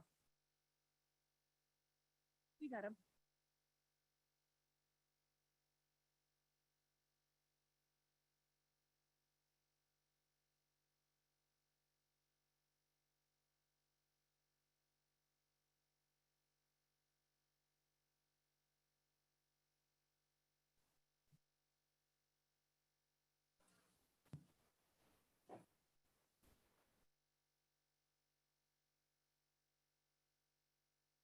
All right, ladies and gentlemen, let's reconvene. I can't keep track of time. So 2 minutes is up. All right. Thank you. Welcome back to the morning. And we are excited to continue with our program. Our next presenter is here in person with us, which is very exciting and especially helpful to all of our friends listening to us remotely this morning. In those warm blankets that they got out last hour. Wish you guys would bring them over here. All right. So it is really my great privilege to introduce Mr. Jason Broughton, who is the new director for the National Library Service for the Blind and Print Disabled. He is very new to his job, and that's very exciting. I'm looking forward to hearing all about his thoughts about the library and about services and about everything else he wants to tell us. And he will be also speaking at LUA. LUA. Of course, LUA, library users. Why wouldn't he speak at the library users? You know, I'm on Pacific time still. He'll be at LUA tomorrow afternoon at 1 o'clock. And so if you pardon me? Today at 1 o'clock, whoops, excuse me, I'm really off. I'm so sorry. I did well last time, but I didn't do so well this time. Today at 1 o'clock for LUA. I'm sorry. Yes, and so, but we're just checking to see if y'all have been reading your program. And I'm pleased to see that you have been. Thank you. That's good. All right, so I feel better now because it's been a lot of work to put that stuff together. All right, so he'll be this afternoon, but in the meantime, he is here right now to talk to us about things going on at NLS. And so I present to you Mr. Jason Broughton.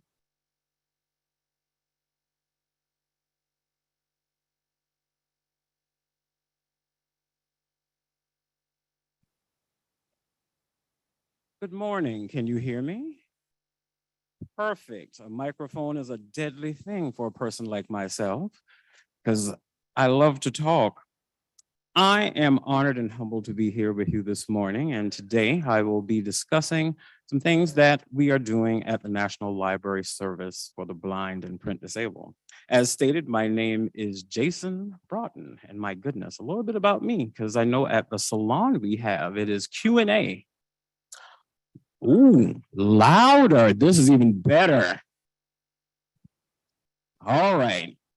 So we have the salon in which will be Q&A. You get to ask a variety of things. Today, however, at this moment, I will be discussing what we're doing at NLS, along with a few interesting updates. With that, let's get started. NLS is, I would say, doing very well. Under my current direction, we are looking to do some unique things, which are going to be, in one word, growth. Growth in all things. Growth in our user base, growth in formats, growth in outreach, growth in understanding our users and what they also would like to tell us about how they see NLS. So in other words, lots of conversations are going to be going. on. We also are looking to have a recommitment to who we are when it comes to being the National Library Service for the Blind.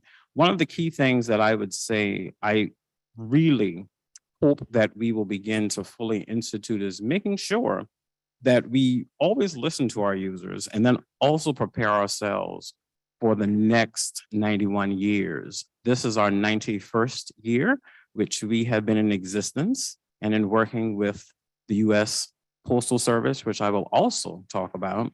So it's been a unique collaboration, and I think that we are looking forward to a wonderful future as we go forward. We've had a lot of legislative changes and regulatory changes in the past 2 years under Karen Nellinger, who I also know. When I arrived at the conference, there were some people who were kind of unsure who I was until I said, well, I'm the new Karen. And they said, oh, now I know who you are. Yes, Karen. Okay, now I know what you do. So that can be said that way as well. So we've had a name change. We removed the word handicapped. The Marrakesh Treaty has just been a boon to our organization. And of course, we have had a dramatic increase in reading disabled due to reading disabled regulation. We'll also talk a little bit about a unique thing that is being discussed in Congress, which is a possible relocation. And so that will be interesting to discuss. So let's talk about BARB. Within that, we are working with our IT department known as OCIO in the federal government. And what we're doing is making sure that the resources that we have are more secure. We've moved it to what is known as cloud-based items, which just basically allows faster downloads, enhanced capacity, searching, which we're also going to even enhance, and of course, deal with foreign language enhancements. One of the biggest things that we also will want to do with that when it comes to the enhancements is making sure that we have as many people participate with us when we are looking to test and review devices and services. That means we're going to need to have outreach to understand as many different types of disabilities as possible, which allows the devices to be their best. So when we put it out, people can therefore be very comfortable with its use. Other items when it comes to modernization. Marrakesh. Under Marrakesh, we have now 2,800 additional new works on BARD. We have had over 51,000, I would say, downloads in the past year. And stunningly, we are now up to 131,000 plus NLS titles when it comes to the shared item with the World Intellectual Property Organization known as WIPO. We've also began, because of this, to publish a new item called Foreign Language Quarterly. And we now have content in 13 languages and looking to do more, particularly in some very unique areas. This was also picked up by the Washington Post, in which there's a wonderful article talking about how a treaty signed in Marrakesh made the Library of Congress more accessible. Modernization. One of our most surprising and stunning items that we want to say we expected this, but we did not expect the outpouring we received is on the Refreshable Braille device. This unique item, when we deployed it to have it reviewed, immediately allowed us to see what people told us they really, really wanted. The demand has been tremendous. We have over 6,000 that we plan to have out by the end of the year, and we are going to procure even more. Of course, we have inflation, supply chain demands, and some logistic items, but we believe we can be confident in getting that to happen. They are now in over 37 states, and we continue to look to expand. And we have people basically banging on the door saying, I want in on the pilot. And so we will look to see what we can do to make that happen. This, however, has been an amazing thing for us to see when it comes to this device and in working with HumanWare and, of course, our other partners to craft different types. We look forward to a wonderful future when it comes to Refreshable Braille, because this is an amazing thing that's coming. We've also done an ease of access with the regulatory changes. As I mentioned, reading disabled has been quite unique, in which we now have over 10,200 reading disabled individuals utilizing NLS. Now, what does that mean in a percentage? That's a 50% increase than before. And so we know that there also is a wonderful need to allow access to materials so that we complete our mission, which is known as, very simply, that all may read. I deeply believe that when it comes to this position, which I am humbled and honored to be within, my goal is to make sure that the organization lives up to its mission and also takes the time to really have things put front and center for people who should have never had to ever ask that this be done. This should be front and first. I'm usually very surprised when I'm in conversation that people will finish a project and then say, oh, now let's talk about accessibility, which is at the end. And here comes me barnstorming in saying we might need to start over, which usually can upset a few people. But hey, if you had done this at the beginning, it would have made a very, very different outcome.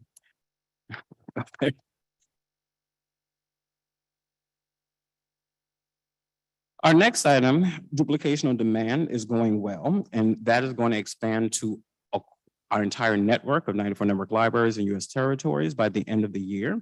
And with that, there's going to be some cost savings and of course some space savings when we are allowed to, in a sense, have multiple titles on one cartridge. With that, I can say I have heard some feedback about some of the things that they would like to have tweaked when it comes to duplication on demand, and we look forward to that. We have focus groups here, and I encourage you to please attend.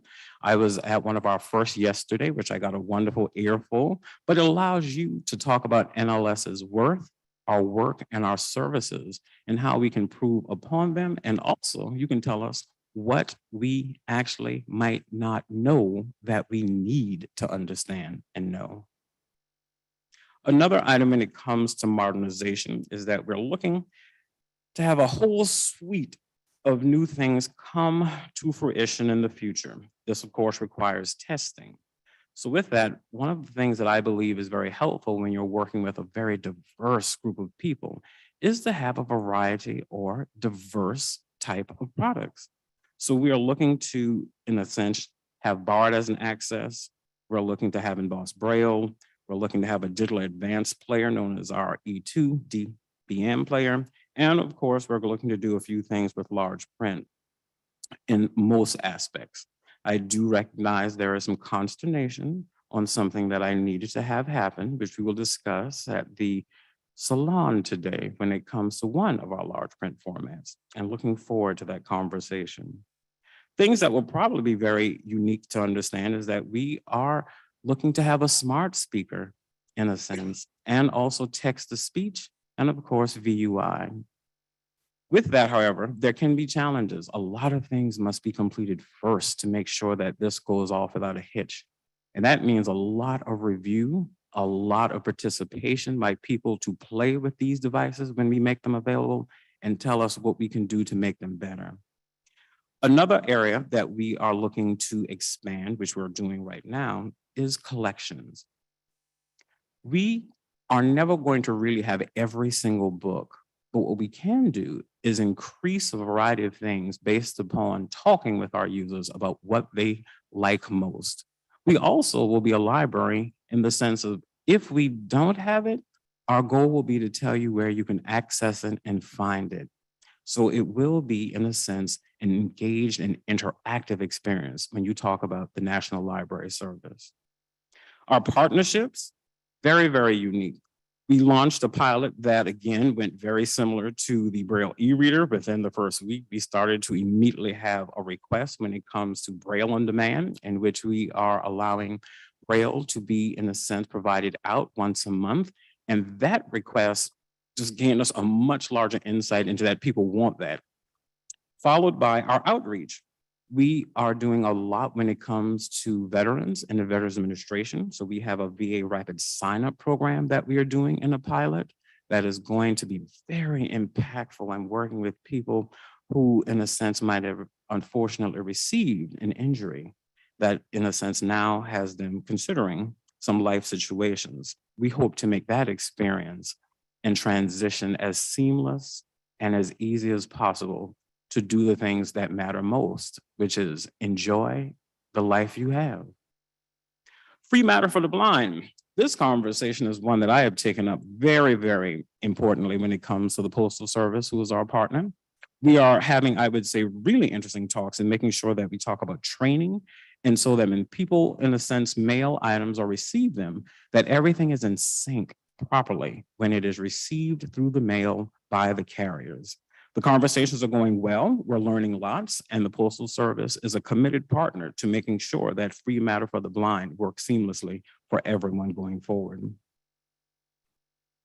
Relocation. For those who might not know, we are located on Taylor Street in the District of Columbia, and we are happy to have you visit as the federal government starts to fully open up.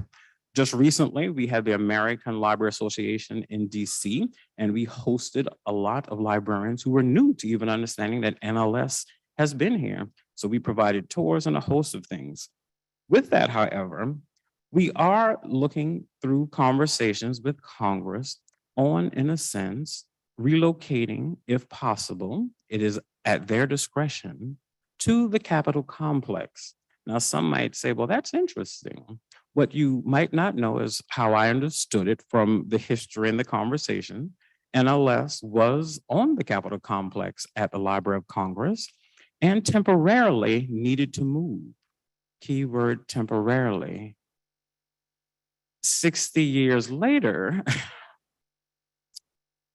we are still on that temporary rider, and we are having conversations to see what it might look like, again, based upon their direction and decision on what it might look like to relocate back to the Capitol complex in a new facility that would be very, I would say, helpful and inspiring to be a visible signal and also sign of what this nation says that it does for all people.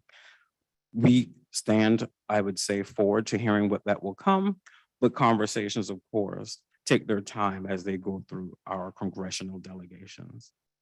As I said, we have focus groups, which we have our collection development section here, Alice O'Reilly and Tamara Rory, who's over patient engagement.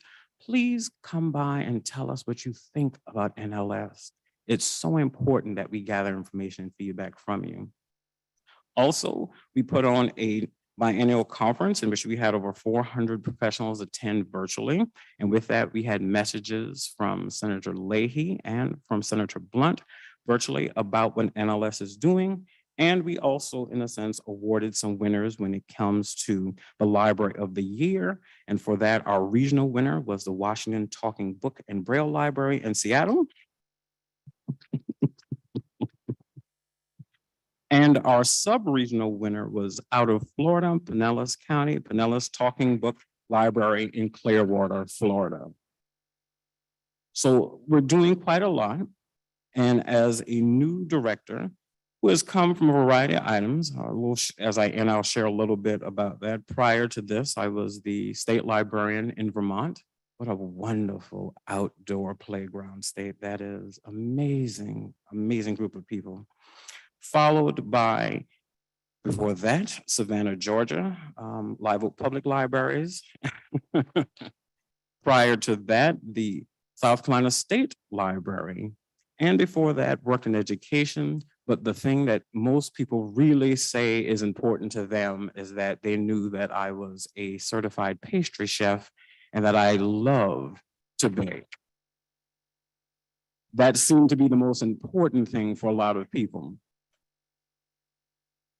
As I begin to close, I'd like to read to you a small quote. For those who know me, I like to make sure that people find solace in poetry or comments and the importance of who we are when we're looking at items. As director, one of the things that I would hope that ACB will take away from me as I work with all of you to, in a sense, provide services is a simple thing that I live by as my simple mantra, and my staff fully knows this. It's not that important that we actually be right at NLS. The important thing is that we get it right. And with that, it's very important.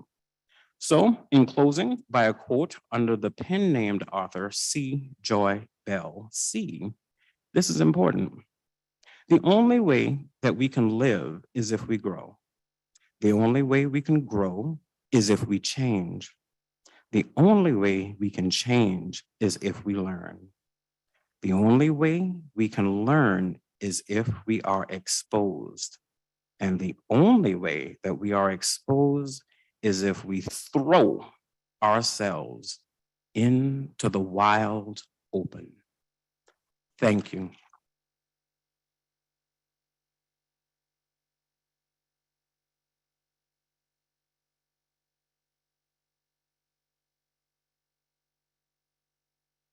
All right. So let's see if we can figure this all out here. You.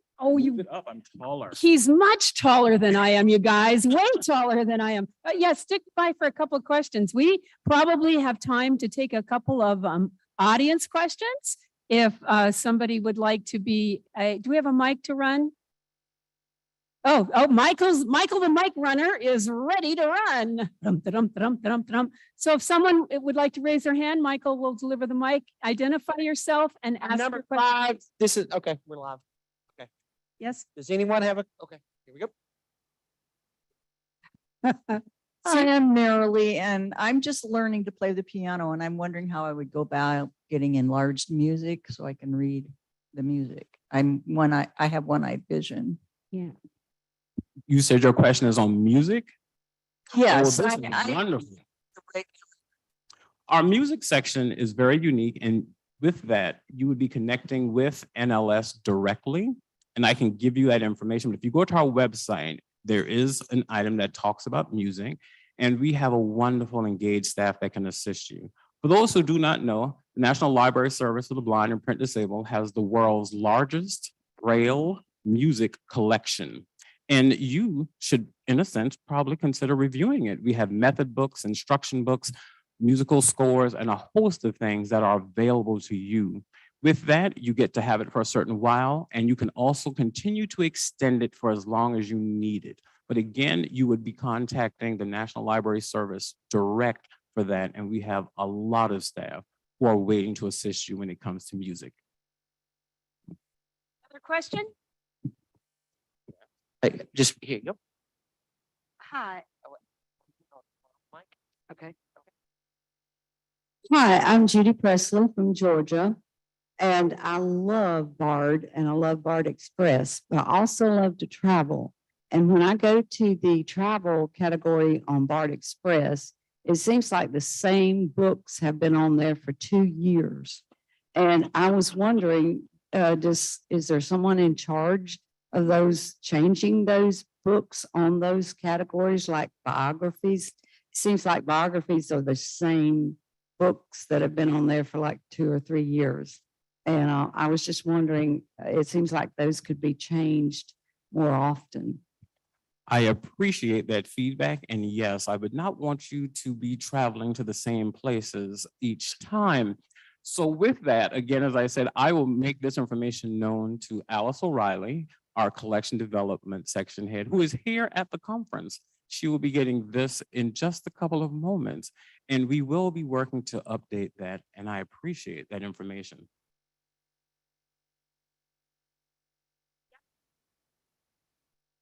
One more hand, but they put it down.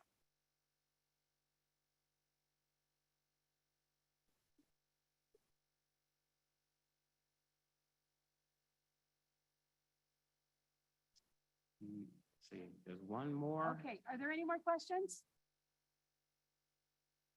Okay. He's all the way to the back. Hello. Good morning, everyone. Thank you so much for being here with us at the ACB National Convention.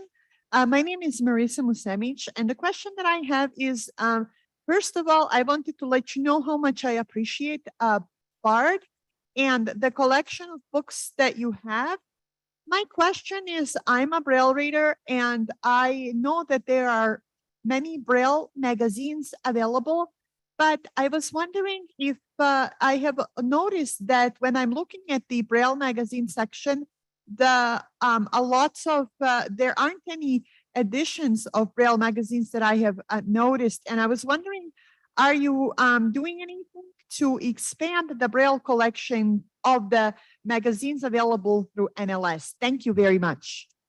This is a great question. Again, we had this come up in our focus group yesterday. And magazines for us are a very unique area in which, as you know, the publishers themselves are also changing a few things. And so we're navigating that, but we also want to, I would say, do a pilot in looking really to see how users find what they want in addition to what types of magazines they would like for us to consider. In stating that, just as the general population, I would say everybody understands, people have moved away a bit from long form reading, which for me is a sad thing because I love getting magazines and just reading them cover to cover. But now we've moved to topic and articles as opposed to the magazine itself. So with that, it offers us an opportunity to connect with users to say, what does it look like to have a listing of topics or themes as opposed to the one magazine? This is, again, would be something that we would do as a pilot. But if you come to our focus group, we can definitely discuss that because we want to find out what users might want when it comes in the way of magazine subscriptions. He has another person. Here we go. Hello, hi there. This is Roger Peterson from California. And I just wanted to say something. I'm old, and so I'm involved in thinking about history and so forth. And I remember when you were in the NLS. I was actually married a little bit for a while to someone who worked there. But I wanted to, there's this name I want to say at this convention that all of us have thought of as NLS, as equivalent to NLS for years. That's the name of Freddie Pico. I hope that, I know she's been retired now. I hope you got to know her.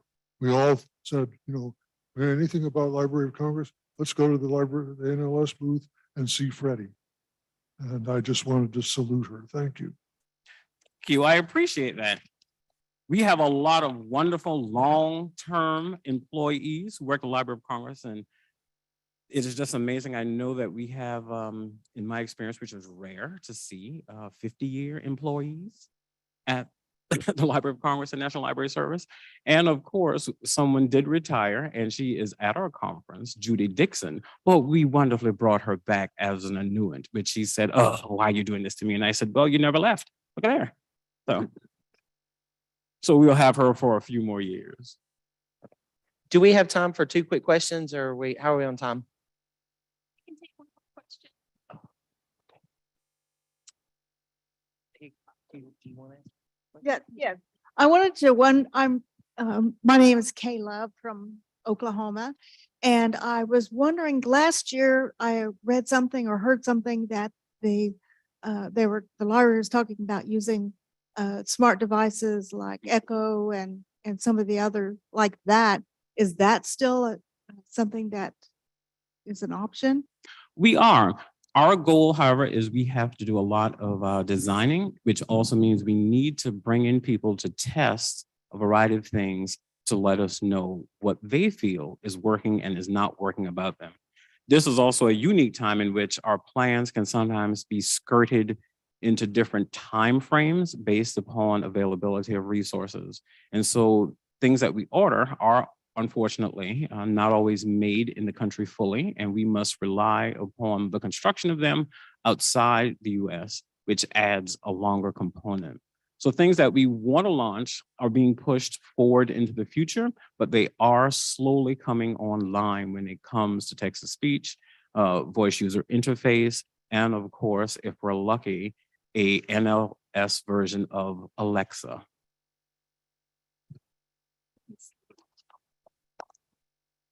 Right. Let me bring it back down for you. And we got to do our technical thing here. We got to get it down here so I can talk to you again. He's a lot taller than I am, guys. I want to apologize to our gang on Zoom We did not anticipate having time for questions this morning. We did not anticipating our great efficiency today. All thanks to Dan, none thanks to me. And we weren't able to take questions from Zoom because we do that by email when we do. And so you will though be able to go this afternoon at 1 o'clock to the Lewis session and do the up close and personal part with Jason and ask him lots more questions, and Zoom will be king in there. So that'll be great. All right. I want to thank you all for your time this morning with me. I want to give you a little leadership advice before I turn this back over to Dan for our exciting time to come. And that is, somebody said to me, so if you were going to become an officer in ACB, how would you know which office to run for? And they expected me to talk about talent and, like, do you take minutes or do you do books or do you, like to stand around and shake hands? What's the job you want to do, right? And I said, well, you look at the summer convention program, and you see which day has the stuff that you would be the most excited to present. And then you run for the office that's associated with the presiding officer of that day. So there is my piece of leadership advice for you. And we'll turn things back over to Dan, who will now lead us in our awesome election process.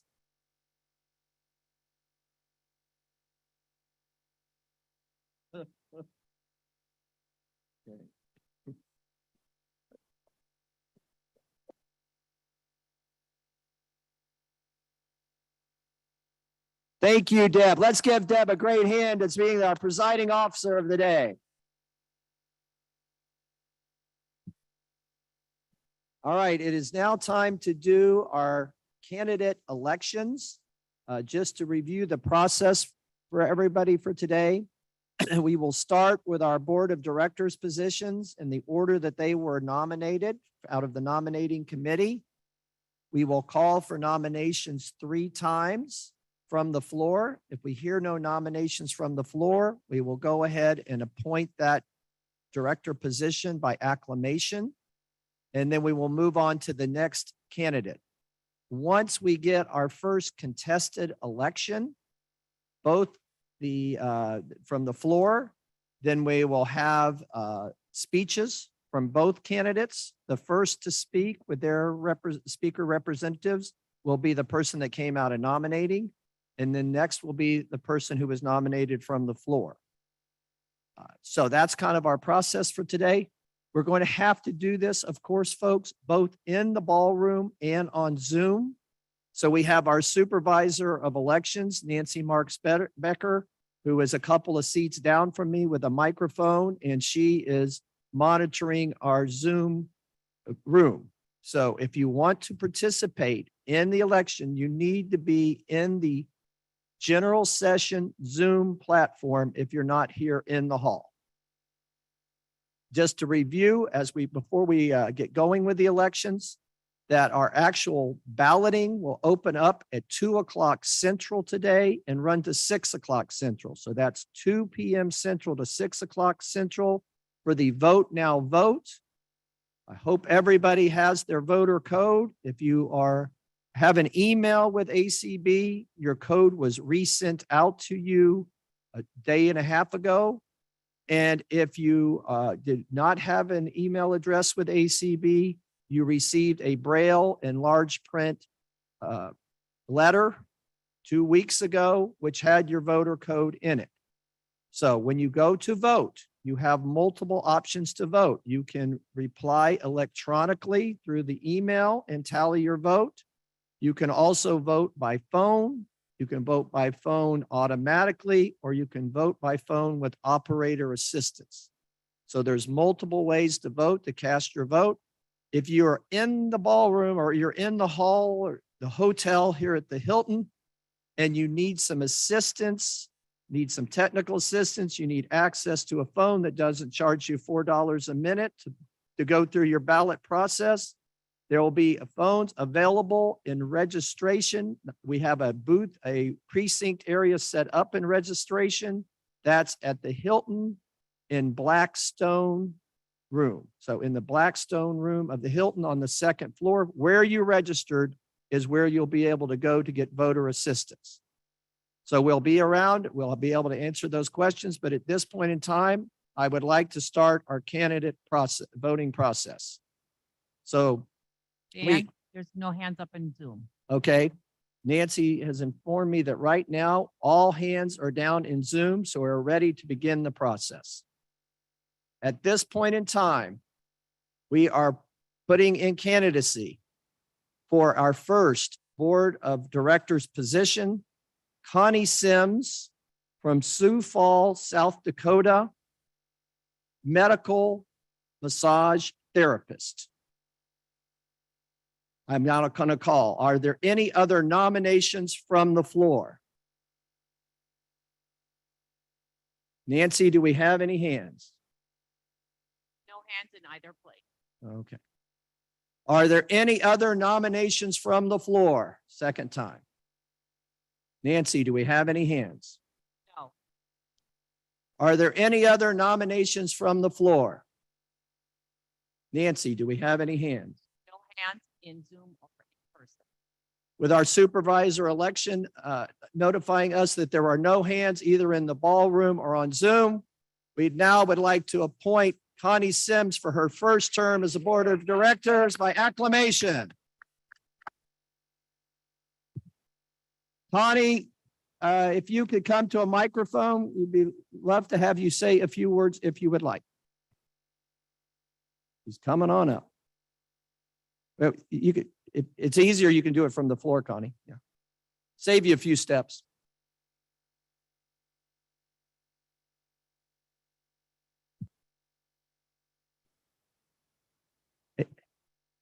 Okay, you're not on mic yet.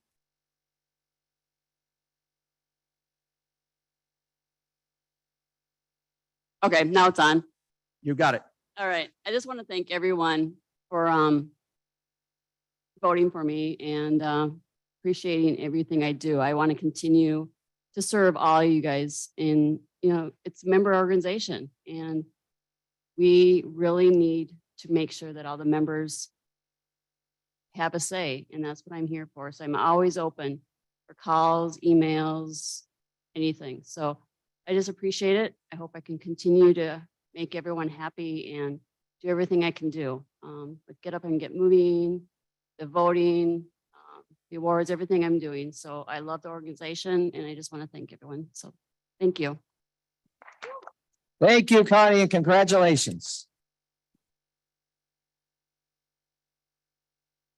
Now we will begin the nomination process for our second Board of Directors position. The Nominating Committee has put in nomination Jeff Tom, retired state employee from the state of California, from Sacramento, California.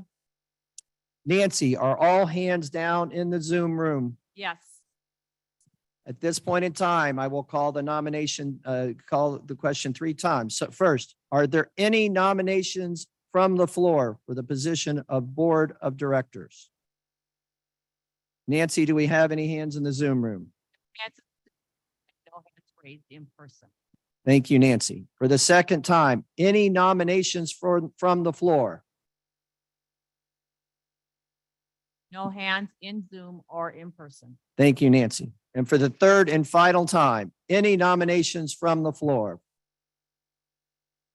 No hands from Zoom or in floor or in person. At this point in time, I would like to declare nominations closed, and I would like to recognize Jeff Tom by acclamation as our second term Board of Director.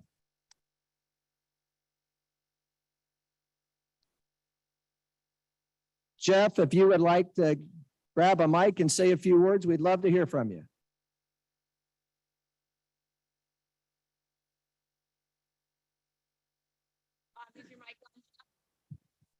Let's make sure Jeff's mic's on. He's over between B and C, I think. Holy cow. Somebody just took off sprinting off the stage. I'm a little worried. Who was that? That was our supervisor of elections, Nancy Marks Beck. Cancel bills again. Thank you, Jeff. Well, okay, so I want to very briefly thank everyone for electing me to a final term. And the only thing I'll say is I'll do my best to make my last term my best term. Thank you. Thank you, and congratulations, Jeff.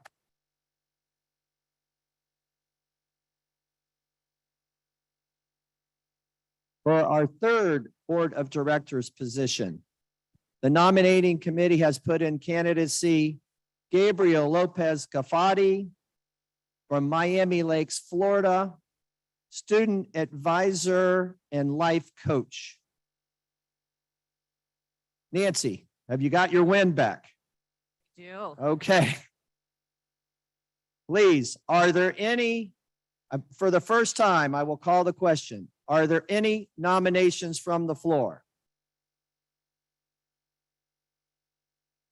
There's no hands raised in Zoom or no hands raised in person. Thank you, Nancy.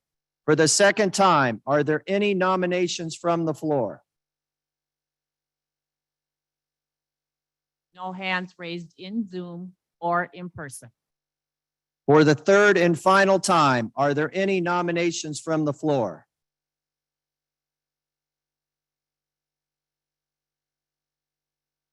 No hands raised in Zoom or in person. At this point in time, I would like to appoint Gabriel Lopez Cafati for his first term by acclamation as a director of the ACB Board of Directors. Congratulations, Gabriel, a fellow Floridian. All right, Gabriel. Let's see if we can get Gabe to a microphone to say a few words.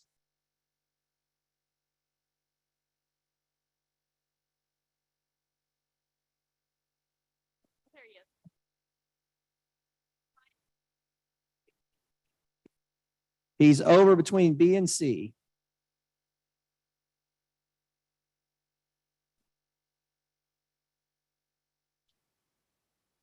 Well, I know many people advise me whenever I grab a microphone, make it short. I don't know what reputation I have. I guess I talk a lot. Anyway, ACB is more than an organization for me. It's a family.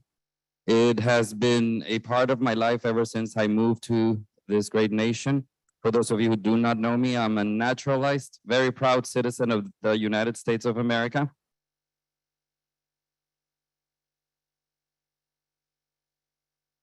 ACB gave me a home, not only through the advocacy, the camaraderie, the friendships, but also through an organization that is near and dear to my heart, which is BPI, Blind Pride International, which I currently preside, and has given me, like I said, the tools to succeed, to continue serving others, not only within this organization, but everywhere I go.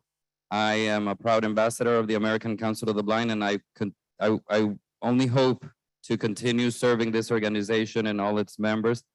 Thank you all for your support. Thanks to my partner, Anthony Corona. Thanks to my parents who are listening from Honduras. And our guide dogs, Posh and Bodie, and all my BPI family and my ACB family. Thank you for believing in me, and I promise I won't disappoint. Congratulations, Gabriel. I would also just like to recognize that we have our parliamentarian with us here today, Denise Erminger, and she is also helping Nancy oversee our election. So just apologize, Denise, for not mentioning you earlier, but she's right up here to our right. She's in between Nancy and me, so she's getting to hear lots of conversations. So thank you, Denise. All right, at this point in time, we are ready to begin our candidacy for the fourth Board of Directors position. The name that has been put in nomination by our nominating committee is Terry Pacheco from Silver Springs, Maryland. Terry is an administrator with the Federal Communications Commission. At this point in time, Nancy, are all hands down? Let's lower all hands before we call the first nomination. I need to get one hand lowered in Zoom first. Okay, thank you.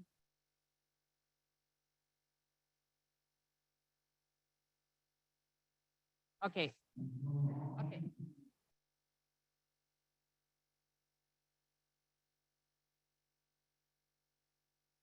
All hands are lowered. All right, all hands are lowered. Are there any nominations from the floor for our fourth Board of Director position? I see one hand in person. We have one hand in person. Let's please get that a microphone for that person.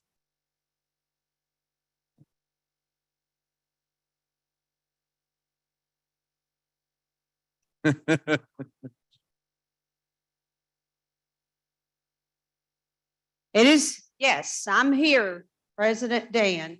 This is Marcia Farah from the state of Georgia with our rich 66 years of history. I proudly rise to place in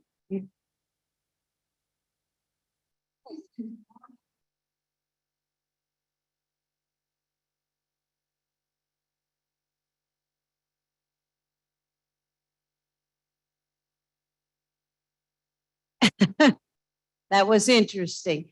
In nomination, the name of Cecily Laney Nipper. We are very proud to have our young leader from Georgia be willing to serve in the ACB board.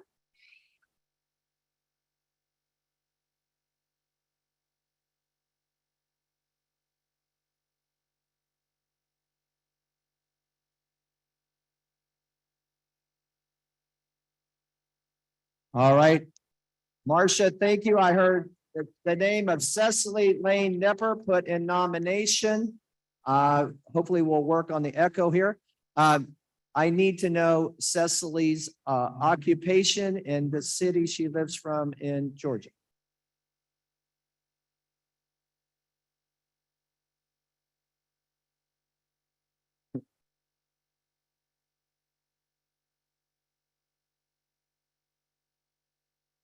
Somehow.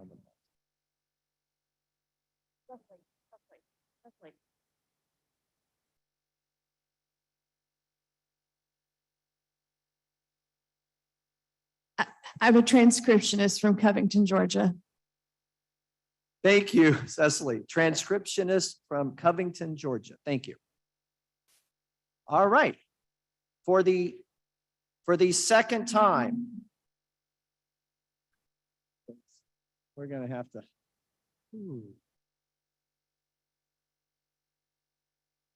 All right. For the second time, are there any other nominations from the floor? I have someone's hand raised in Zoom. Ricketts, the one ending in 442.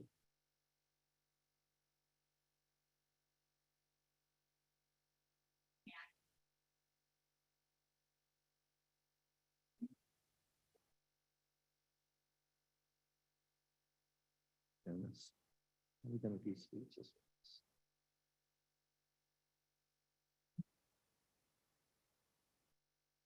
Hi, this is Kelsey Nicolai. I'd like to nominate myself.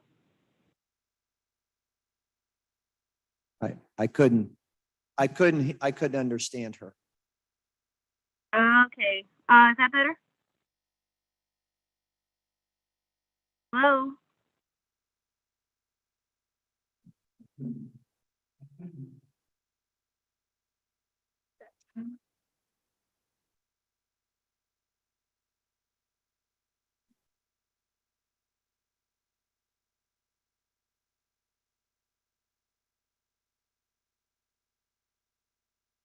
Well, can you hear me? Dan, it was Kelsey Nicolai on Zoom. that Yeah, wants I'm nominating myself. She nominates herself. Okay. Kelsey Nicolai is nominating herself. Kelsey, what is your occupation and what city are you from? I'm a customer service representative, soon to be a recruiter in Medina, Ohio.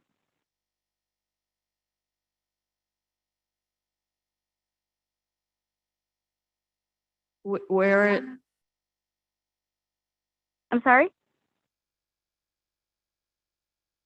She's transcriptionist from. Diana Horgan. Ohio, I'm sorry.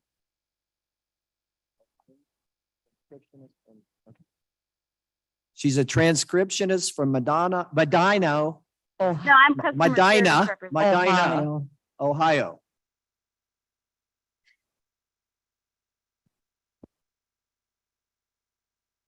Was just happy that I didn't hear an echo, so we may, thank you, that could help. Okay. So far we have 3 candidates for our 4th Board of Directors position. I'll call for nominations one more time. Are there any other nominations from the floor?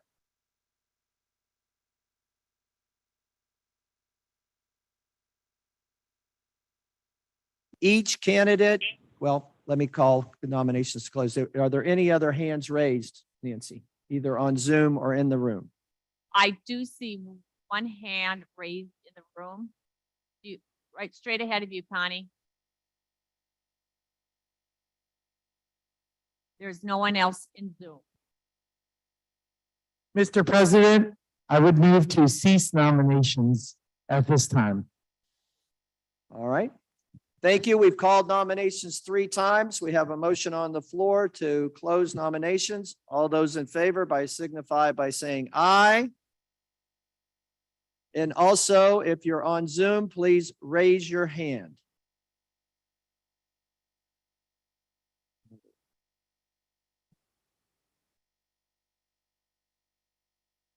Please raise your hand if you would like to vote to have nominations closed. People are raising their hand on Zoom.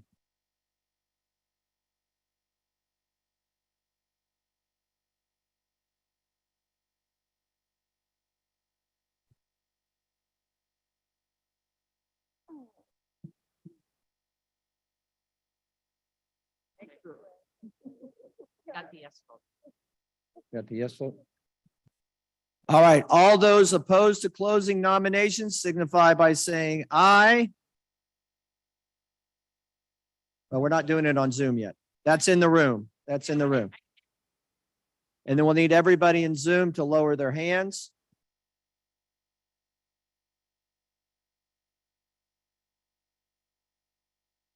Nancy, I am going to lower people's hands in Zoom. Please do not touch anything.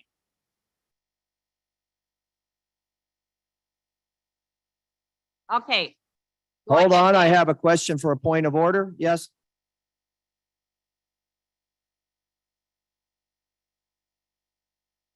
Yeah, you need to be on mic.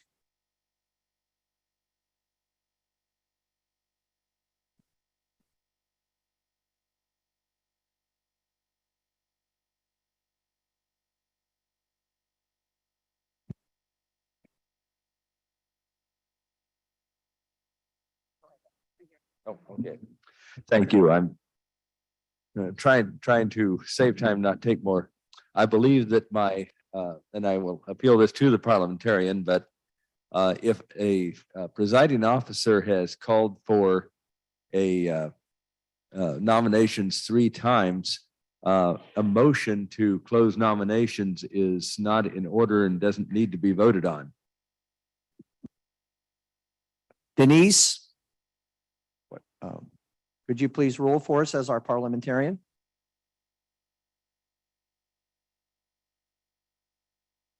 Denise is saying if we have officially called 3 times, which is what was called for in our standing rules, we do not need to have a formal motion to close nominations. So we will move on with our candidate speeches. Thank you all so much. Thank you, Michael, for that point of order. All right. So we have 3 candidates. Each candidate has the opportunity to either speak for themselves for 5 minutes or identify 2 representatives who can speak on their behalf for a total of 5 minutes. So we will have our candidate speeches in the order that the nominations took place. So we'll hear from Terry first, and then Cecily, and then Kelsey. Thank you. Apologize. So at this point in time, Terry Pacheco, do you have your two speakers ready to speak? I believe they are. I know one is. I'm not certain if the other one is there or not. My two.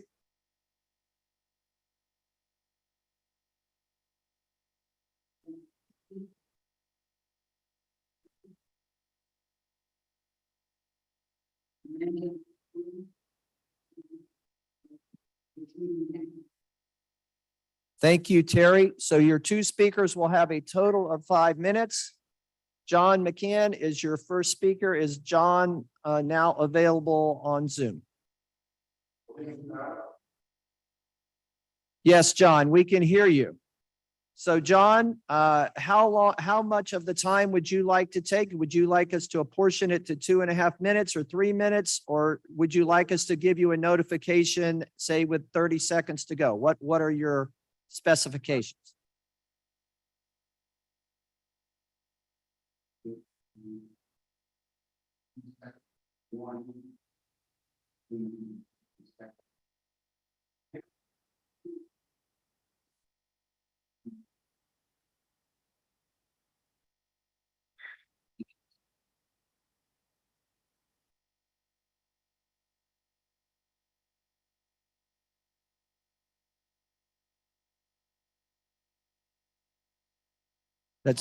That's a very good. Yes, a very good point, John. Okay, so the question to our technical team is, if John's giving his remarks on Zoom, can people hear him in the Zoom room? We're checking out, Dan.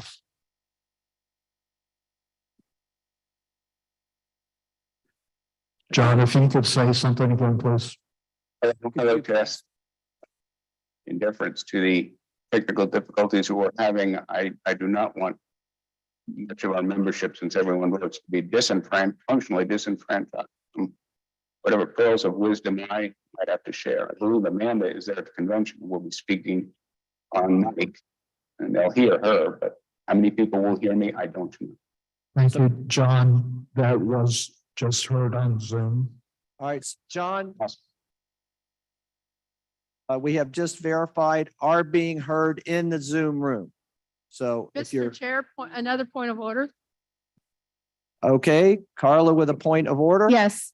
I would like to also ask that a check be made for people listening on ACB Media One, because I just came from up there a few minutes ago and it was virtually impossible to understand. And those people are also entitled to vote if they are ACB members. All members are entitled to vote. You are completely right. My understanding is the broadcast is not going out through ACB Media, but now we just got a text that says it is going out through ACB Media. Here's what I'm going to do. If you wish to participate in the session today, you can be in person. You can also be on Zoom. So if people are having a hard time hearing on ACB Media, I would encourage you to use your Zoom invitation and take this opportunity to transfer over to the Zoom platform. Everyone has access to the Zoom platform, either through their phone or through their smart devices or their computer. In addition, we have people in the room, but I will give everyone 5 minutes to get transitioned if they're on ACB Media and cannot hear us. So let's give a 5-minute pause here while we give our members an opportunity to get on the Zoom platform if they cannot hear us on ACB Media. Then we will continue. So John, it seems like we're good to go. I heard your instructions and we'll start. 11:21, we'll start at 11:26. So we'll give it 5 minutes. Thanks. Okay, understand I'm on it. 5 minutes, thanks. Yeah, stay connected, please. Yes. Yeah. Yeah. If it's important, can I be seen? I mean, got my nice shirt on and put the, yeah. And, I know what the video looks like. and I think it's good to make sure we stay live on Zoom. Eric and Deb, who are to my left and right, Eric Bridges, our executive director, and Deb Cook Lewis, our first vice president. They are monitoring. I'm going to ask you all to please make sure we stay live on the Zoom stream, on the Zoom platform. Can you all do that? Okay, thank you. Here as well. I'm sorry, Rick, I couldn't understand. No, so we're monitoring in the back as well. Okay, you're monitoring as well. Okay. Please let me know if for some reason we go off Zoom, we'll need to stop. Mr. President, Mr. David, would you like me to do the announcements I need to take and Janet get the door prizes? David Trott, I can't hear it, but if you would like to get on mic, I think this would be a wonderful opportunity for us to announce a couple of door prize winners. Do we have Janet Dickelman? Hello. If Janet could get to a mic and share. a couple Okay, of door prize Janet's gonna winners. get some door prizes here in a minute. First of all, you know, as treasurer, I like to hang on to the money we get because it's so little. But I've got a couple of opportunities for you here today to help ACB move forward. First of all, our annual Braille Forum raffle, we still have tickets available. You can see my friend Alan Peterson. He's always the biggest seller of tickets, probably the biggest seller of tickets of all times. Or you can see Nancy and company over in registration. They're $50 each. The prizes are the grand prize is $5,000. Second place is $1,000. Third place is $500. If you can't buy one by yourself, we will let you split it with up to 4 people, and they can do that for you, and they'll also split the prize. Now, MMS, we're a little challenged this year. We've got we don't have quite enough people to keep our table stocked at all times, but we do have the table available, or you can get with Michael Garrett or myself or the Dans. Just a minute, I'm going to give away 2 $25 Amazon gift cards to the recipients for, actually, they signed up yesterday, so it'll be today. There'll be 2 Amazon gift cards, $25. All right, David, we have 1 minute at this point in time. Can Janet do our quick door prizes? Okay, the first $25 winner is Elaine Boynton. All right. And the second $25 winner is Beverly Weidman. And thank y'all and come by today. Good morning. I'm not going to do door prizes right now. The host committee is going to do that, but I just wanted to announce a couple of things from the Lost and Found. Sorry, I'll move my mask. I think you can hear me a little better. The information desk has someone's telescoping cane. They also found, and someone had asked me about this the other day, and I'm sorry, I don't know who it was, but they found a lumbar support pillow in registration. And also we have someone who has lost their passport. So if you find someone's passport, please turn that into Vicky at the information desk. Thank you. And are we up, Dan? Or do you want door prizes? We're out. Mr. President, this is Mark from Nebraska. Whenever you're ready for door prizes, we have 5. So at your Okay. pleasure. Okay, I think, Mark, right now we're at 11:26, so we're going to move forward with the elections, but stay close to a mic, okay? Thank you. All right, at this point in time, I want to first, Nancy, are we good to go on Zoom as far as you know? Okay, and Deb and Eric, you've been monitoring. Are we good on the Zoom platform? All right, at this point in time, I would like to recognize John McCann for a 2.5 minute speech in support of Terry Pacheco. And John will give you a warning at 2:15. Thank you, John. And Amanda, get ready to go next. Okay, thank you, Dan. It is both a distinct honor and privilege to rise before you today to speak to the candidacy of Terry Pacheco for a position in the ACB as a director on the ACB board. Terry has a long and most laudable history with ACB, going back some 50 years to her involvement with what was then the Boston Area Blind Leadership Council, which entity also ultimately became the core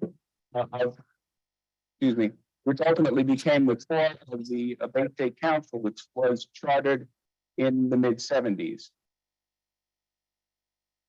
As many people may know, Terry is a life member of both BRL and of LUA. She has served as convention chair many years for the Bay State Council, and then subsequently served in that role for ACB of Maryland when she relocated to the DC area. As many here also know, she currently hosts her own radio show, Visibilities, which airs on ACB Media.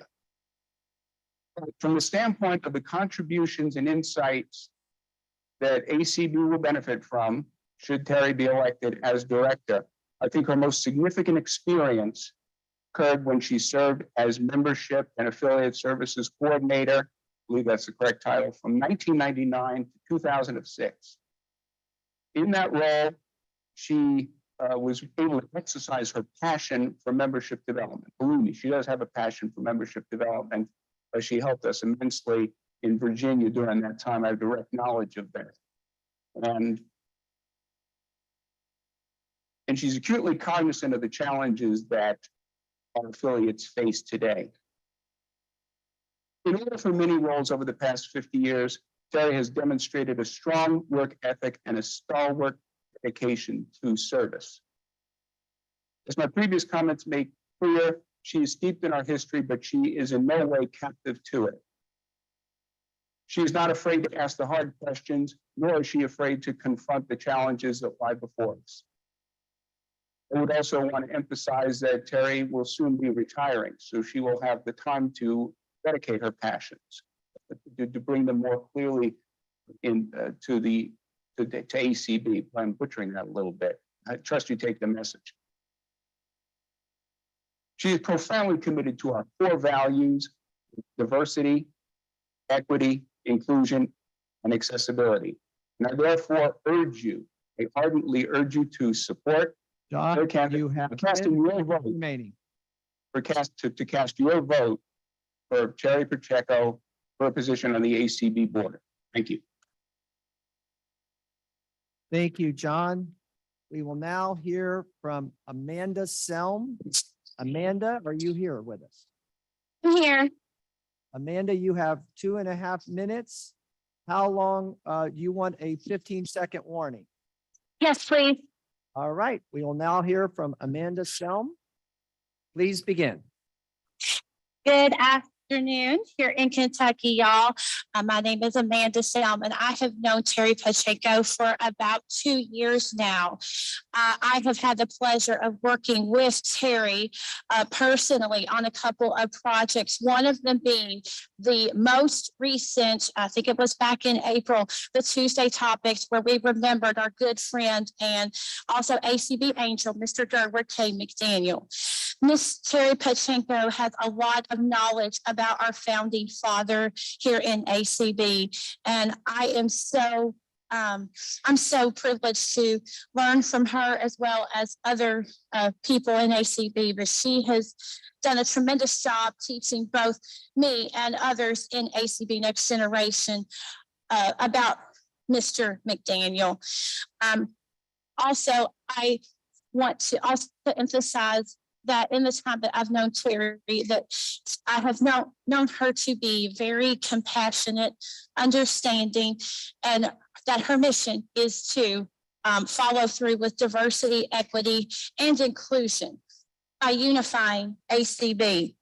And so one of the ways that she is demonstrating that was at this convention with the Dance of the Ages that includes ACB Next Generation, ECLVI, the Council of Citizens with Low Vision International, and the Alliance on Aging and Vision Loss. This is a true demonstration of what she wants for ACB, and she wants to not only unify ACB, she wants to make sure that we understand our history and make sure that we understand where we came from. So I am asking that you please cast your vote for Ms. Terry Pacheco. Thank you, Amanda. Now we will hear from our first nominated candidate from the floor, Cecily Nepper. Who are your speakers, please?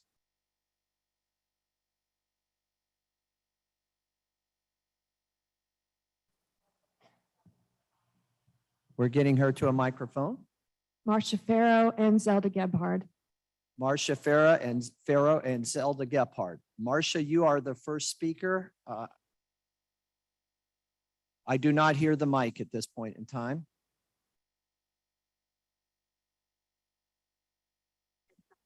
Okay. Okay. You can hear me now, correct? Okay, I would like, approximately. Hold on, Marcia, before you start, how long would you like to speak? That's what I was just about to say. Okay. It's okay. I'd like 3 minutes with a 15-minute warning. Okay. A 15-second warning. Oh, my word. I love it. Now, I can talk for 15 minutes if you want me to. All right, Marcia will speak for 3 minutes, and Denise, you'd like to be notified at 2 minutes and 45 seconds. All right, Marcia, you may begin. Yes. Again, my name is Marcia Farrow. I have had the privilege of serving on the distinctive ACB board. What a privilege it was. And I am so proud to know that our 35-year-old Cecily is interested not only in serving us in Georgia, which she serves us well, but is also very excited about the opportunity to serve at the national level. She has hosted on the virtual platform 17 of the state conferences across the United States for ACB. For those of you who like coffee, she had her own coffee program for several weeks on the ACB media. And so she is very familiar with things at the national level, but yet she is young. Cecily has been involved with us for about 12 years because, like many of us, Cecily was not born with a vision impairment. She knew life as a fully sighted person. She drove a car, she worked and was functioning totally in the sighted world. And then she found herself losing her vision and has went through that journey. She has lost the majority of her vision. So she identifies with those who are totally visually impaired and those who are just entering that journey. She understands the difficulty, the trauma, the uphill climb. She fights for services in Georgia, and believe you me, we have to fight for services in Georgia. She has testified at the state capitol, and she has become very entrenched in the political part of that whole process. I know without a shadow of doubt, she will serve us well. She comes from a wonderful family that put themselves into community service. And I could not be prouder to ask you to vote for Cecily Laney Nipper for the position on the board of directors. Thank you. Thank you. Thank you, Marcia. Now, Zelda, are you at a microphone? I am. Zelda, you have 2 minutes. Would you like any reminders?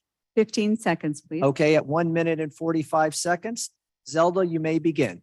Okay. As Dan said, I'm Zelda Gebhard, and it was my privilege to meet Cecily about 3 years ago. She is a very engaging young woman, listens. We need leaders who listen, and Cecily's one of those. She was recognized last night, for those of you who are at the general session, as a leadership fellow. I have the distinct pleasure of serving on the DKM committee, and she is very, very well qualified and one of our shining stars to look at for our future in ACB.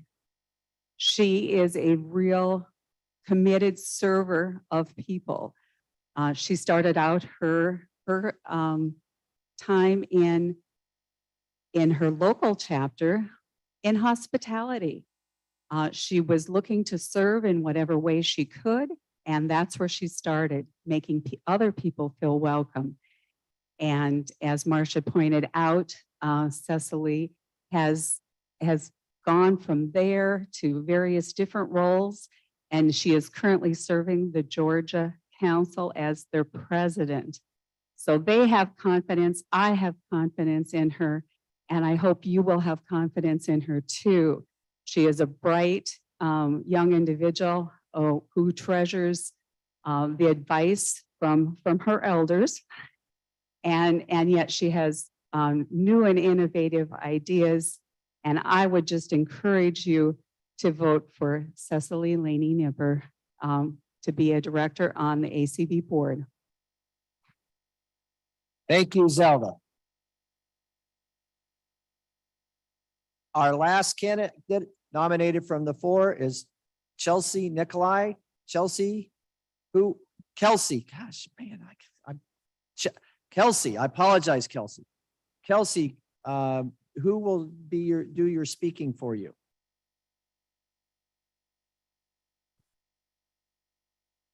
Make sure we can pull her up on Zoom.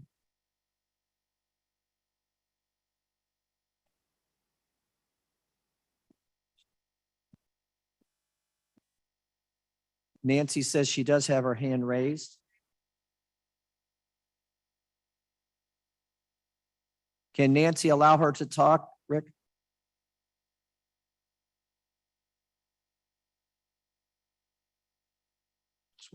Yeah, hold on, guys.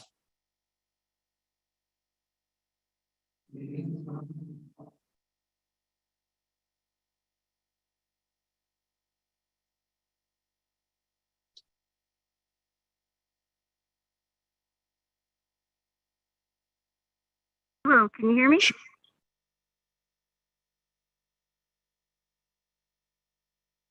Okay, I guess not.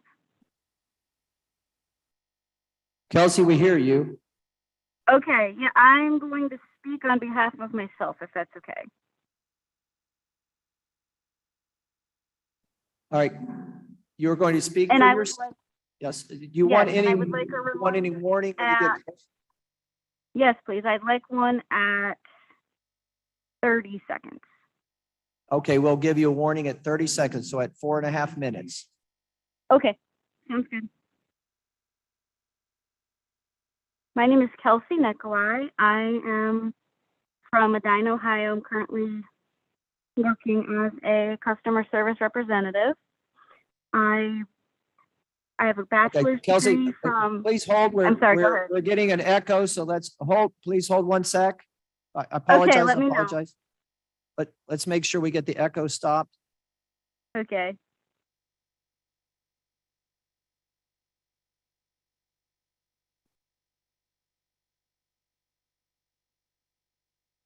All right, well, we got our mics closed.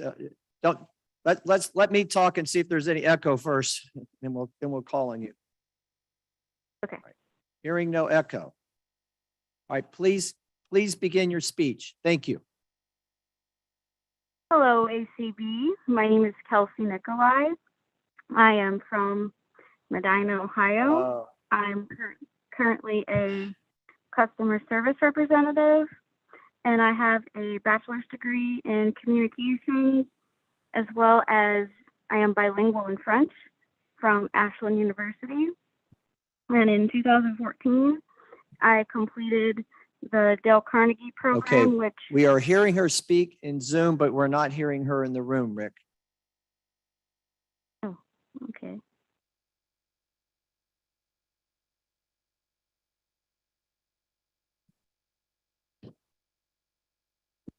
Okay, if she could start over, please. Sure. Okay, sorry. Yes, my name is Kelsey Nicolai. I'm from Medina, and I am a customer service representative. and I have a bachelor's degree in communications and French from Ashland University. And in 2014, I completed the Dale Carnegie program, which is a leadership and communication skills development program in which I was able to learn valuable leadership skills and apply that to real life situations. And I'm currently also in Toastmasters, which is also a continuation of that, of the Dale Carnegie, for both leadership and public speaking. And I have the opportunity within Toastmasters to assume various roles within the club, such as being a Toastmaster, which allows me to lead the meetings and introduce speakers and roles for the evening. And I've also given speeches on a variety of topics within that organization. And inside of ACB, I have served on the American Council of the Blind of Ohio State Board from 2019 to 2020. And I have also been a part of various committees such as the convention planning and the membership committee, where my role within the membership committee is to facilitate conference calls for Ohio's at-large membership, which involves finding speakers for each monthly meeting, contacting them, and arranging for them to come and speak to the group. And I also did that as part of both the Ohio Convention as well as the Pennsylvania Convention. I'm also a member of the Pennsylvania Council of the Blind, and I serve on their planning committee for the convention. I'm also serving on their technology access committee. And on the national level, I'm currently serving on the ACB employment committee, as well as the board for the Braille Revival League, in which I'm helping people to realize their full literacy potential.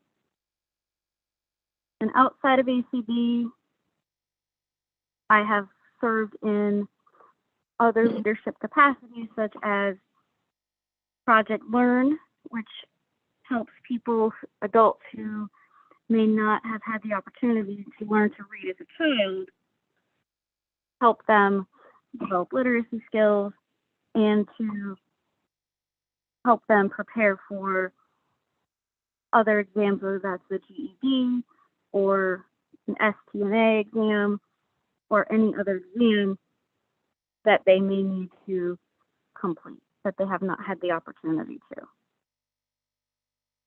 And I hope that ACB will consider voting for me for the National Board of Directors.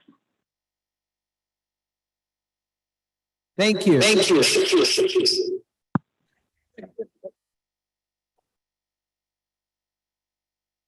This could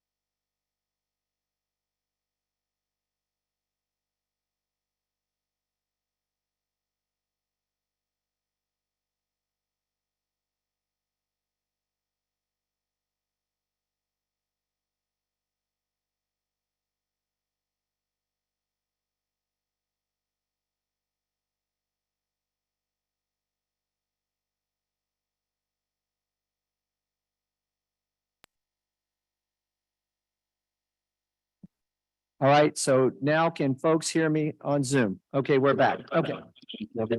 Thank you, monitors, for keeping us all honest. And Rick, thank you. You have the patience of a saint back there. We really appreciate it. All right, everybody. So just to remind everybody, that this is our fourth candidates position for the ACB Board of Directors. We have 3 candidates that have been placed in nomination. They will be put on the ballot in the order that they were nominated. The vote now vote will open at 2:00 Central today and run for 4 hours to 6 p.m. Central. And then the affiliate roll call delegate vote will be tomorrow at the beginning of our general session on Monday. And the results of the election will be announced around 11:15 tomorrow at general session. And then we will continue down the slate of officers. So please, you can vote on Vote Now, as I said earlier, in multiple ways, either through your email, through your smartphone app, through your smartphone, through your phone system directly, either through the automated option or through operators. If you have any trouble and you're in the ballroom area or in the Hilton Hotel, you can go to a precinct that has been set up in Blackstone A, and there you can vote either through phone or with other smart devices. And once again, please remember your voter code. You have to use your voter code for all ACB elections this week. Good luck to all the candidates. And at this point in time, and Nancy says, please have patience. This is our first time doing this in a hybrid environment. And with that said, I will stand us in recess till tomorrow at 8:30. Could we do 5 door prizes? Sorry, but we need door prizes and announcements. All right, we'll start with 5 door prizes. Mark. Go ahead, Tyler, read the first one. Gun there. Okay. Morning, everybody. We've got several door prizes here. The first one, I'll read it to you, and then we'll have our good buddy Mark here give it away. The first one we have is a $25 card from Missouri, our neighbors in Missouri. So, Mark, who's it go to? And our winner is from the great state of Virginia, Michelle Duquette. It's almost over. They're doing door prizes. Michelle Duquette. Yeah, Michelle Duquette. Unless they do door prizes. $20 gift card from Missouri. All right, the second prize we get today is a $25 Black Rifle Coffee Company gift card. And that lucky winner is from the great state of Maryland, and it's a very familiar name, Kim Charlson. All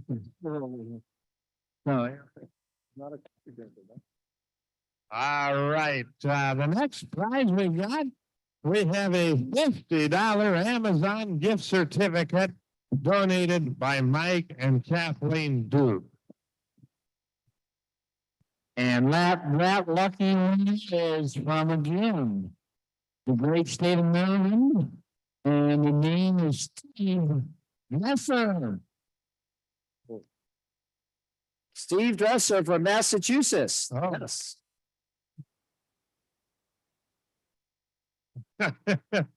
All righty then, our next prize is from Nebraska. We have a $25 Uber gift certificate. And that $25 Uber card will go a long ways, friends.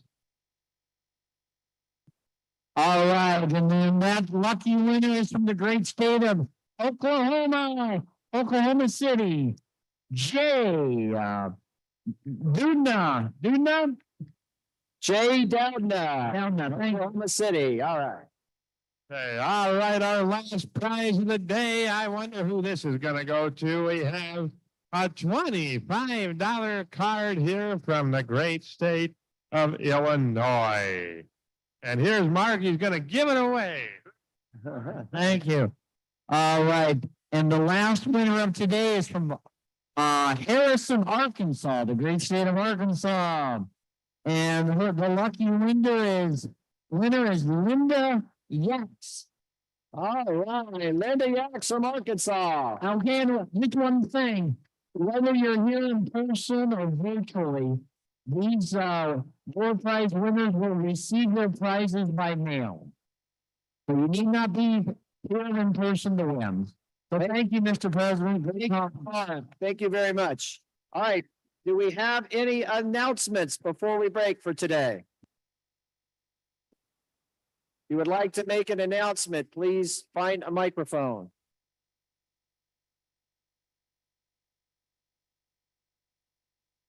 All right, Patty Cox, I believe, is trying to find a mic. I've got one. You've got one. Okay, Yes. go ahead, Patty. CCLDI has a 50-50 going. Tickets are $10 each. And we will give $500. If we get 1,000, you will get 500. We will have a second winner if it goes past $1,000 sales. It will be split to the next winner. As I say, tickets are $10, and you can find myself or anyone on our board. We have raffle tickets. We will draw it at game night on July 25th. So come play some games and hopefully you win some money. Thank you, Patty. Good luck with that raffle drawing. All right. Anyone else wishing to make an announcement? Hi.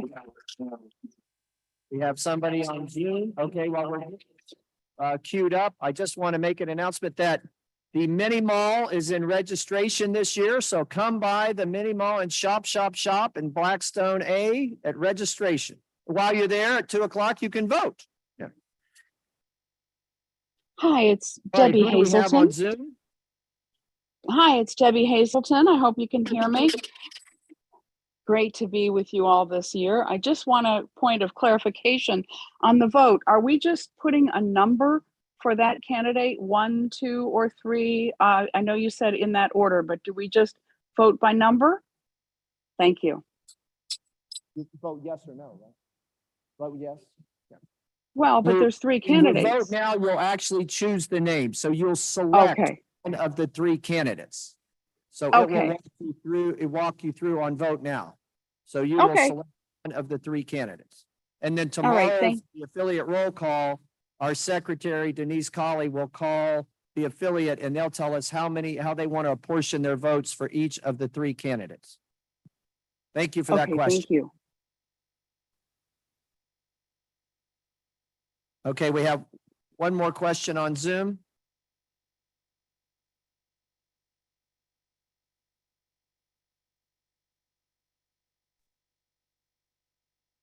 My question, thank you, Rick. My question is this, for those of us who are not in Omaha, how can we contact the mini mall?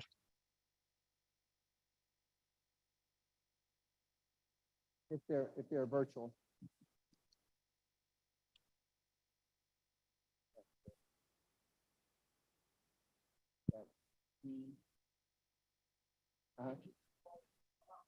All right, we've got an email for you. If you're interested in more information from the mini mall and you're out there virtually, it's csawyer@acb.org. That's CSAWYER@acb.org. Thank you.